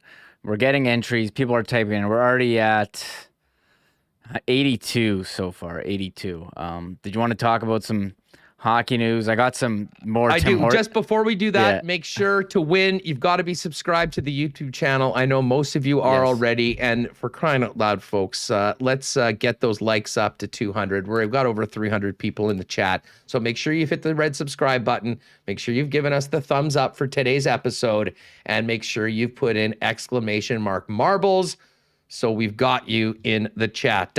Yeah, Remo, there is some hockey news. During the program today, we've had our questions answered regarding Mikhail Sergachev. He will, in fact, get a suspension. It will, in fact, be less than 5 games. 2 games, in fact, for that headshot on Mitch Marner last night. Yeah, I think that's fair. And I'd like to see NHL do more about direct headshots. Someone was saying, well, he finished the game. It was still a headshot. I mean, he got him clear head contact, blindside. Guys stumbling around. You can't go, take you guys in a vulnerable position. You can't just not open season anymore. We're trying to protect these guys, have respect for other players on the ice. So 2 games, I think that's fair. I'm got no issues with that. Yeah. Oh, by the way, I should give a little bit of a shout out to one of our regulars, Mr. B.A. Split himself. BA was the one that provided the tickets for the Bomber game, and big thanks to the Ice for doing that. So again, Bomber tickets, Ice tickets, 2 for the Bombers, 4 for the Ice. Hit me up on Twitter or Instagram. Let me know who you'd be taking, why you want to go to the game. We'll pick a couple winners on those. Sorry, Remo. I just want to make sure we got that in before we moved on. Yeah, that's okay. We didn't talk about Patrick Laine. Suffered, what is it, a oblique injury? Oblique strain. 4 to 6 weeks. Yeah. That's a disaster for myself, Mitch. I think there's a lot of people that jumped on that over 19.5 goals. Now, I'm still in on it. I'm still in on over. It's not over. Patrick It's Laine not can over. score 20 goals in his sleep. You can get 8 goals in a week. So hopefully, the bottom line is hopefully he comes back relatively soon. But he had a nice start to the season, a big bounce back year. It's been really cool to see both Laine and Dubois play the way they have this year, Remo. A lot of questions about both of those players because that was a trade when you looked at the results at the end of last season was one of those ones that didn't really provide positive results for either hockey club. Very different story this year. Dubois, knock on wood, playing phenomenal. Just about hit his offensive totals with the Jets last year already in the first 10 games of the season. But for Columbus to lose their most lethal scorer, that's a real unfortunate blow to a team that was sort of undermanned right out of the gate. Yeah, the worst part about this is, not for everyone who had bets on him to hit the over goals or anyone who had fantasy or, Patrick Laine, who himself, but he's supposed to come here and play the Jets with the Blue Jackets November 24. And now we're not going to have the big return. We're not going to have the tribute video. Really, that's really sad. I guess Roslovic, he'll get the spotlight for the tribute video. I would think there's going to be a Roslovic tribute video November 24. We'll just have to wait for Laine. Oh, sorry. Sorry. Wait, sorry. Is that here or that might be in Columbus? I could be reading this wrong. I think that might be in Columbus. Sorry. I think you're right. I can't read a schedule, man. Yeah, all right. That's sorry. That's a big L. I'm taking later it on this year. Just later scratch on this out year. what I said. I didn't say that. Remove that from the pod. Very it's getting deleted. Yeah. I was muted for that. It didn't. You're happen. muted. Oh, excellent. Yeah, I think I was pretty sure I was muted for that. Sorry, I saw people. That's in Columbus. That's my bad. It's on the 24th. Sorry, there will be a Dubois tribute video, I would think, right? Or because the way he left Columbus. Well, that's a good they're question. Like, F that guy. I mean, that shift. Yeah, the shift it's not was quite going to be the Kane return to Winnipeg or anything like that. But it's an interesting question. I wonder how he'll be felt because I think he was a big part of the success that they did have, and but just the fact that he wanted out, never really spoke to why it was. I could imagine that would be and especially if they see him tearing up the league the way he is, probably a little harder to accept when the Jets get to town and later on this month. Yeah, sorry, it's March 25. Columbus is here.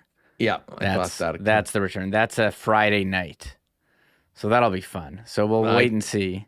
Yeah, put it this way. This year when we were breaking up the season tickets, that Columbus game went a little earlier than normal than it's usually sort of a bottom 5 game when everyone's picking it up. But Friday, end of the season, there's a bunch of games in March. I mean, it's going to be a couple visits from the Colorado Avalanche. And I do know the bobblehead night, I believe, is the Detroit Red Wings game, which is there as well. All right. There are people in chat, being like, Roslovic doesn't get a tribute video. I'm like, yeah, he's tribute video worthy. Come on. Oh yeah, He's getting a tribute video. It might not be completely. It won't be that extensive because it wasn't like he did incredible things here for the Jets, but he's a big part of this organization since being drafted. I have no doubt that they'll do something nice for both of those players when they eventually get back to Winnipeg in visiting team jerseys. All right, exclamation mark marbles. Give you a couple more minutes to make sure if you're just popping in, we've got the big marble race to finish off the program. We've added a few extra prizes today because, of course, the big announcement this morning, we have hit in under 8 months, 1 million views on YouTube and podcast downloads. Thanks so much to everyone that makes Winnipeg Sports Talk a part of their routine. And, of course, to all of our sponsors for making this happen. And speaking of our sponsors, we're going to get to the Coolbet Lines. I don't have this number out for you yet, folks, but please pay attention. If you are a cool better, well, if you're not, you'd like to, use the promo code WST. Your first deposit up to $200 will be doubled, 100% bonus on that. And tomorrow, I would love to have put this out today, but we have to wait till the end of this Jets-Chicago game before we'll have a line for the Jets-Islander game. But tomorrow, with the two games on at the same time, I have talked to the tall foreheads at Coolbet, and we are going to have a little Winnipeg Sports Talk Peg City Parlay. Bombers to cover the spread. That's at 11.5 right now. And Jets to beat the New York Islanders. They're going to take those two numbers. They're going to boost the odds up a little bit, and we'll have a little Winnipeg special for tomorrow. So I will certainly tweet that out with the link, but pay attention for it tomorrow for the Peg City Parlay. Dusty got to do his Tales of the North for the Oiler game earlier this week. I got on it, that won. So I'm hoping that we and our Winnipeg teams can return the favor to Cool Betters. So pay attention to that tomorrow, the Peg City Parlay. What do you think about that, Reem? A boosted odds for Jets to win and Bombers to cover. Are you going to have a cool social media post telling everyone, wearing like a robe or something? You can tweet, hey, come out with the Jets Parlay, because Dusty had a pretty good one with his Tales of the North. Well, listen, staff. His Tales of the North outfit is so over the top ridiculous, but it is so funny. And that, honestly, as someone that was in radio for so long, that might be the funniest and best radio bit I can think of for anyone, sort of in a home market. If you haven't seen it, sort of a Game of Thrones type thing. And they did it all last year when it was the Canadian division. They did that for game days. It was so popular. They're doing it for home games this year, as well as games against other Canadian teams. So check out at Nielsen TSN 1260 for all of that. But yeah, tomorrow we will have a special boosted odds Peg City Parlay, and the Lock Shop Partner Parlay is also up, boosted from 3-1 to 4-1. Saints -2.5. I've got the Chargers money line. Chris has the Patriots money line. That is up right there now. It was, I believe, plus 305. We've got it boosted to 4-1, so you can take advantage of that as well at Coolbet Canada. Okay. Remo, do you let me know when you want to close off the marbles? Yeah. Okay, yeah. Last call for marbles, everyone. If you're just popping in and you want to get in, we've got some great prizes to give away. If you've already done it, don't do it again. Don't Oleg us and get thrown over the top rope. However, last call, exclamation mark marbles. If you want to be in, Remis will close that in just a second while I go through the lines for tonight in the National Hockey League, including, of course, the Winnipeg Jets and the Chicago Blackhawks. And you would think the Jets might be a bigger favorite, but I do think the fact that Connor Hellebuck is not playing has pushed that number down a little bit. We'll see whether Eric Comrie can continue his strong start to the season and get win number 3. Jets right now a -152 favorite, and the Blackhawks plus 129 on the money line. And if you like the Jets to win by 2, you can take them on the puck line to win by 2 in regulation at plus 160. Other games tonight in the NHL, Rangers at Oilers. Oilers a -169 favorite. Ducks a big favorite at home to the Arizona Coyotes, -175. Coyotes still looking for win number 1. They have been horrible this season. And the Nashville Predators continued their West trip. They popped into Edmonton, popped into Calgary. Now it's time to take on the Vancouver Canucks. Canucks -133 favorites at home. And another home favorite, the Los Angeles Kings, hosting the New Jersey Devils. That's the final game tonight. There is a bunch of games that are on the board right now for tomorrow's action, including the Winnipeg Jets and the New York Islanders. So the fact that that number is up, Jets actually a plus 110 underdog. So we've got to get plus 110 on that, about even money on the Bombers riders. So I think we could see that getting boosted significantly. Now that that's done and taken care of, I will let you know, pay attention to the social media post for a link to the Peg City Parlay. Big slate of games tomorrow. And Remo, I guess we'll have to get going with a Saturday DraftKings contest as well for the hockey as we fill up the NFL contest for the weekend as well. Yeah, I did one for hockey today. It's already full. I guess I could do another one. The DraftKings is so annoying with their invites. I make a 30-person and it barely fills, and then it doesn't run.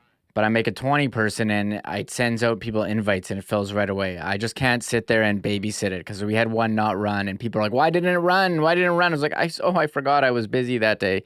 So I don't know what the solution is, but I could do multiple 20-persons. It's just hard in a day. We do have spots open for a DraftKings NFL contest. That's what we need to fill. We've got 36 out of 50 right now. So I don't know if you maybe want to throw that link in the chat. I will throw right it now, in the chat. So fill that. Yeah, if you haven't played with us before, the NFLs are really fun. 50 people, $3 to enter. We pay the top 5. Is it top 5 or top 10 for the 50s? We do top 10 for 50. I think it's like 20% of the field.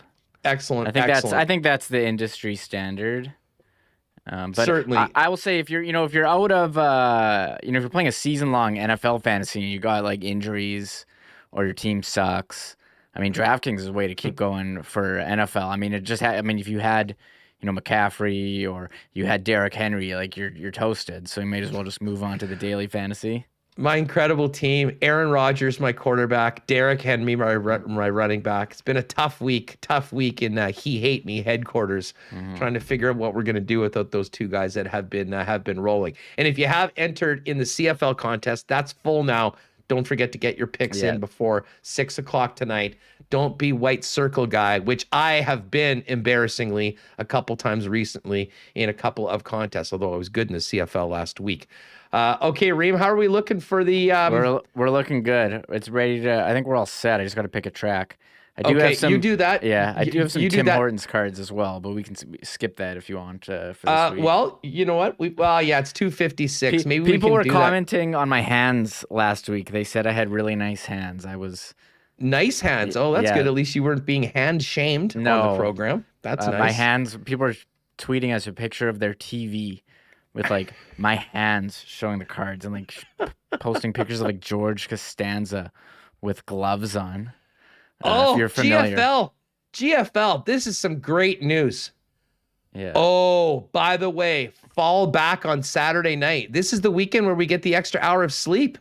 Oh, that's awesome. Yes. I'll tell you what, I think there's a lot of people that are going to be able to use that extra hour of sleep, considering there's a Jet game and a Bomber game on at the same time.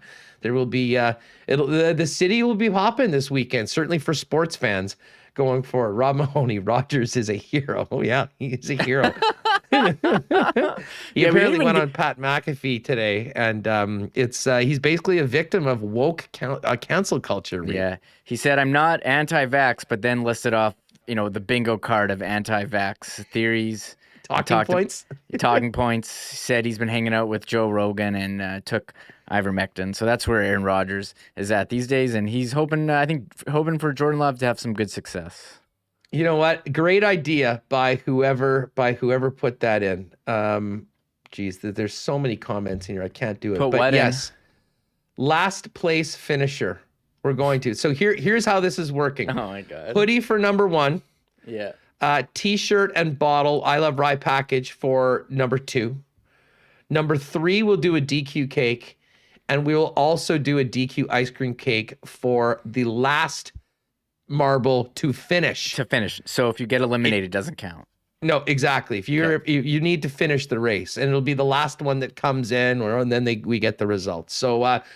All right, Remo, thanks again to everyone for all the support through these 8 months, 1 million views and downloads. We couldn't be happier. Very proud to be doing it, but we couldn't do it without the support of you and all of our great sponsors. But the most fun thing we do all week is firing up the marble race on Friday afternoon, big thanks, especially to Canadian Club, for the amazing prizes we've got to give away. And the commissioner, I'm really fired up to see how this looks, Reem, because there was a lot of talk about the new graphics card. It is in, and the expectations for this race through the roof right now on this special day with everyone in chat getting ready to go. T-Will says this is the last marble first ejection. No, the last person to complete. To finish. So if you get eliminated, you're not eligible. But yeah, so we got over the top rope, eliminated, you're out. So we do have 144 in. I have to pick the track, the factory. Sure. I mean, I don't know any of these ones, so I don't know the laboratory. What do you call it? Twisted toothpick. I'll do the factory. It sounds fun. 144 people. Excellent. All right. There's a lot of people in chat. This is hard to keep up with. T-Will says there is no way this doesn't crash. Yeah. Well, we'll see, T-Will. T-Will, you've been negative today. I don't know if these takes. We're going to prove you wrong, T-Will. Like many of the other takes, to be honest. Yes. T-Will, yeah. He's about to go over the top rope. Too negative, T-Will. Have some faith. All right. Should we start it out? Here, I'll put on the sound too. Let's do it. Friday afternoon of Winnipeg Sports Talk. It's the Maurice. Great prizes from Canadian Club and the Nick and Nikki DQ group. Let's do it. And I'll tell you what, it looks amazing on the screen right now, Remis. This is high-end production we've got right now. Yeah, I think it's actually working here. It looks great. We've got Yakman's in there. This is a wild, wild race. There's lots going on right now. Very difficult to see who. Ryan Friesen is in first right now. Wouldn't that be funny if Ryan? Patrolman Pete's in there. Jerry Can. All right. Tree G. Looks like the tree is making some moves. First place right now. Who else is in there? Rick Stockley. Wrench Doozer's in the mix. Jack O'Hannon. Doug Phil. Frosty Winnipeg. All right, first barrier right now. Look at this thing. Frosty. I know, this is wild. Uh-oh, the hammers. Here come the hammers, everybody. Frosty escapes. Wrench escapes. No one's really gotten whacked by these things yet. We'll see who does. All right, they're doing a jump here into this thing. Oh, my God, the factory is wild. Renee Deneau. This is the factory. Oh, there's Frosty. Oh, bye-bye. Elimination. Frosty, bye-bye.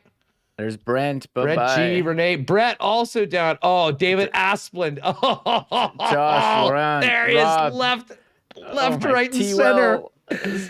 Everyone's got hockey guy, much. Jeff. Oh, Jordo. There's eliminations left, right, and center Kyle. right now. Oh, there's Leanne. Okay, Leanne is in. I see and Paul. Leanne is still. There's Paul Scherheim. Yeah, Paul S. Scherheim, is that what it is? Paul's still in. Leanne M is still in. Travis Brocky. Just a flurry of eliminations, though. Holy smokes. Paul Scherheim is the winner. Leanne M, second place. Who's getting the DQ cake? I think it is I Heart Gaming. Just a very tight win over Renee. All right, now, this is where it's going to be interesting. Now, folks, if you're still in it, you want to be last. Because whoever is the last place finisher, I'm just going to write these down. So, Paul? Yeah, if you're in here, hopefully you're in here. Write your, social handle so we can contact you or DM us a screenshot. Because there's people here who don't use their real name, and then they contact us like, hey, I'm... Spudge MC. Yeah, like I Heart Gaming. I Heart Gaming and whose line? You've got a DQ cake. You got to let us know how we can get that to you. And Paul Scherheim. Yeah, Paul Scherheim. Congratulations. And Leanne M. Paul, I've got the hoodie for you. Leanne, I got a t-shirt for you and a little I Love Rye package, including some Canadian Club. Was that last? I think Yakman was last. Yeah, Yakman last. I think Yakman, we've got a cake for you as well. So Yakman and I Heart Gaming, just confirm Yakman being the last one to finish, Reem. Paul Scherheim wins the hoodie. Leanne M wins the I Love Rye package, and we're throwing in a t-shirt as well. And I Heart Gaming and Yakman. Yeah, Yakman, the final one to finish. we've got cakes for you. So if you want, you can email us at winnipegsportstalk@gmail.com or send us a DM on Twitter or Instagram, Twitter preferably, and we'll make sure we get all of that. Done. Oh man, unbelievable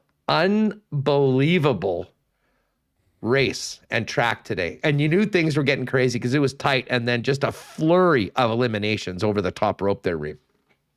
They were like pouring over. It was like water coming out of a pitcher. How many marbles didn't make it there to that end spot? That was crazy. Yeah, Leanne's here. Congratulations. Yes, you did win a t-shirt and drinks. Get a nice little Rob Mahoney. iHeart Gaming name is Rob Mahoney. Get out of here, Rob. Yeah. iHeart and Yak Man, hit us up. We'll get you those cakes from, you can pick it up at any of the 4 Nick and Nicky DQs. Leanne M, you hit us up, and I'll let you know how you can come by and pick up that stuff. And Paul, congratulations. You're the big winner today. Got a hoodie for you. Let me know your size as well. And I think we still have pretty much all the sizes. I don't think we have any smalls. We'd have medium all the way up to XX right now. So let us know on all that. Remo, you know what? What the heck? Crack a couple packs before we're done. It would be a great way to finish it off. Hey, everyone, give us your thoughts on the marble race today. 18th place for me, not bad. You did well, Gregory. You definitely did well. Elliot, what's up? You have a great weekend as well. Retro Winnipeg. Retro, I saw you at the ice game last night. Looking good in that jersey and hat. Great to see you supporting the team. Jeff Cabillas, great work. Congrats on a Millie WST. Thank you very much. And iHeart Gaming, is that Patrick Laine? I don't believe so. But Laine would certainly be welcome. Certainly be welcome here on the program. Brad Woods, great race, boys. Even though I got blasted over the top rope again. LOL. No doubt about that. Card crack. Yes, the crack pack is on. Bartholomew, great race. That was cool. And I got to tell you, I mean, who is it? Schickster we have to thank for giving us the heads up on those graphic cards, Remis? Because I will say, certainly from where I was standing, like with the setup on both and watching it on the YouTube, that looked amazing, to be honest. Yeah, I had it in pretty high quality, maybe even too high. So I'm trying to get my other camera here working. We'll see if I can get it. But hey, and Jeff Bose, quick thank you out there to Jeff. Congratulations on the 1 million. Popped in on the super chat. Jeff, thank you so much, man. We really appreciate the support. That was awesome to get a super chat today on a big day for us with 1 million. And again, we're just getting started. Thanks to you. Thanks to our sponsors. It's been an unbelievable 8 months, and can't wait for the rest of the year. Can't wait for the first anniversary. Hell, I can't wait for Monday's show, hopefully talking about some Jets and Bomber wins over the course of the weekend. So just as an added little bonus before we get the podcast up, Remo with his card cam is going to fire up the crack pack. And, we'll just crack a couple packs of the Tim Hortons cards, see if we can get the Patrick Laine hockey hero.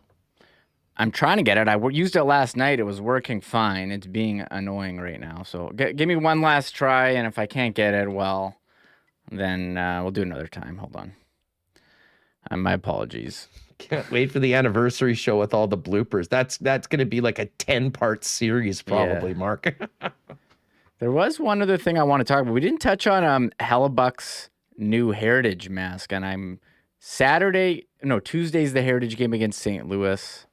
Man, I don't know what the hell's going on with this thing. Oh, really? They're not rigging? Well, you know what? Just don't even worry with the camera. Just open it up. Oh, no, but then people need to see my hands. No one cares about the cards. I can handle not seeing your hands. I don't think there's a bunch of people with hand fetishes that are hanging around to the end of the program, just in the odd chance you might crack a couple packs. No, they all need to see the hands. Hold on. I'll try this one more time. I don't know why it's not working. Oh, well. Okay, iHeart Gaming, perfect. Thank you. We'll send that back to you. We'll get that done up. And actually, while you're there, just also send us I'll send you the message back, but you just got to let us know which Nick and Nicky store you want to pick up from. Okay, here, I got it. We're golden now. All right, let's see. Finishing up, post Marble Race. This is the Marble Race post game here. The Michael Remis hand cam. For all you people that thinks Remo's hands are just wonderful, we're probably going to be getting a manicure sponsor out of these hits because it'll pay for all the hockey cards. We better. What's in Nick and Nicky's store? Huss says iHeart Gaming. That is the people who that's own one DQ. of the four. Yeah, that's one of the 4 DQs. Our sponsor, the DQs. You're going to get it at either the Niverville store, the DQ Northgate, DQ Polo Park, or DQ St. Anne's. Nick will send you a message, but you just let us know which of those 4 that you'd like to pick it up at, and that goes for you as well. Yak Man, hit us up with a message. Yak Man. All right. Well, I don't know. Sports. His hands are not as good as the sideburns. I agree. I mean, the sideburns are good. I'm so annoyed about this. I'm sorry. Jeez. I had it working. I used it after yesterday. the incredible technological victory of the new graphics card and the marble race, we now finish with the not able to get on the hand cam. What about the typing cam? Is that basically the same cam? It's just the same using it for camera. something It's different? it's my phone. Yeah. So I got it here. We're fine.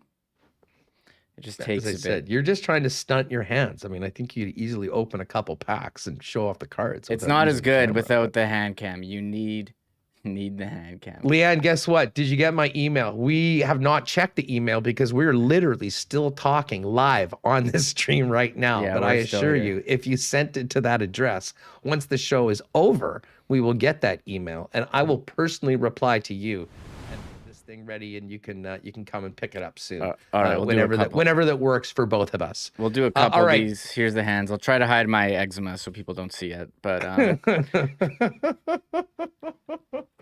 people are Hey, what like do we- asking me if I had complimenting my hands. I was like, I just showing the parts, the nice parts. There's parts. It's not all pleasant.